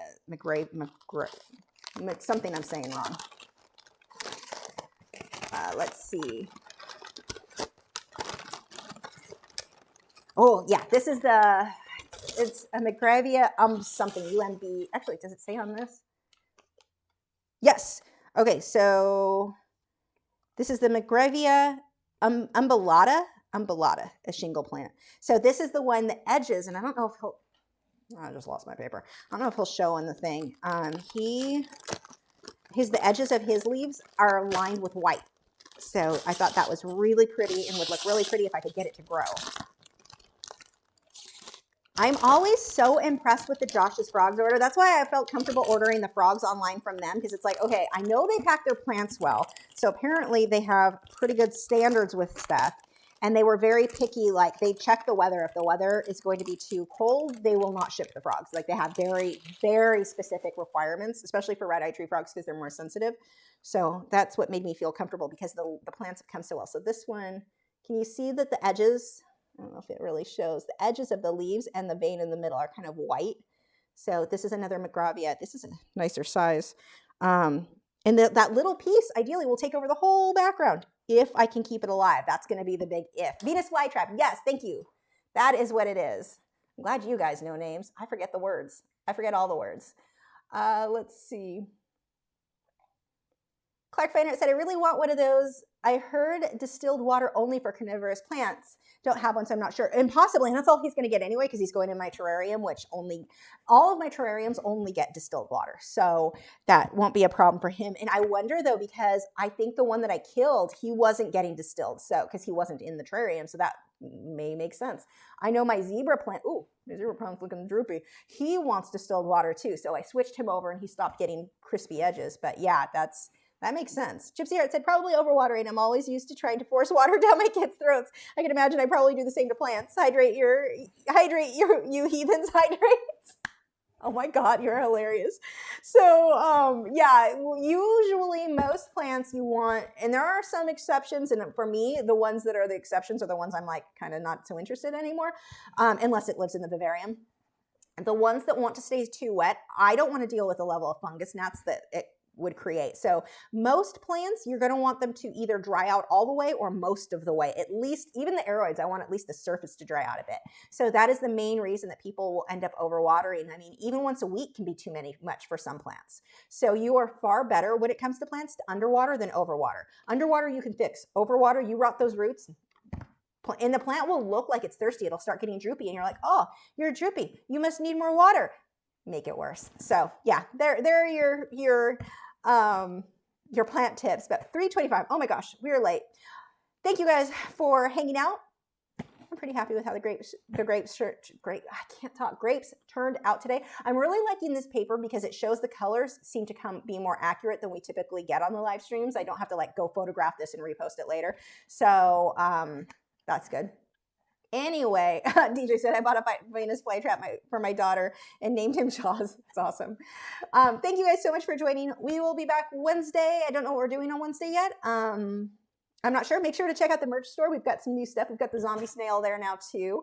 And then the more simple words are hard, and I may regret this. Let's find out. That's in there. So, check those out. We can be twinsies. I can't wait for my shirts to come. I have a sweatshirt from them, so I know the sweatshirt's quality, but I just ordered some t-shirts, so we'll see. Anyway, I think that's it. That's it. Bye. I'll see you guys Wednesday. Oh, and I will be uploading a video. Well, my speakers died on my computer, so I have to get new ones. Oh, I have to do that today too. I have a new video. It's uploaded. I've got to get the links. It talks about my setup that I use for painting, and so I got to do the links. Anyway, I'll shut up. I'm going. Bye.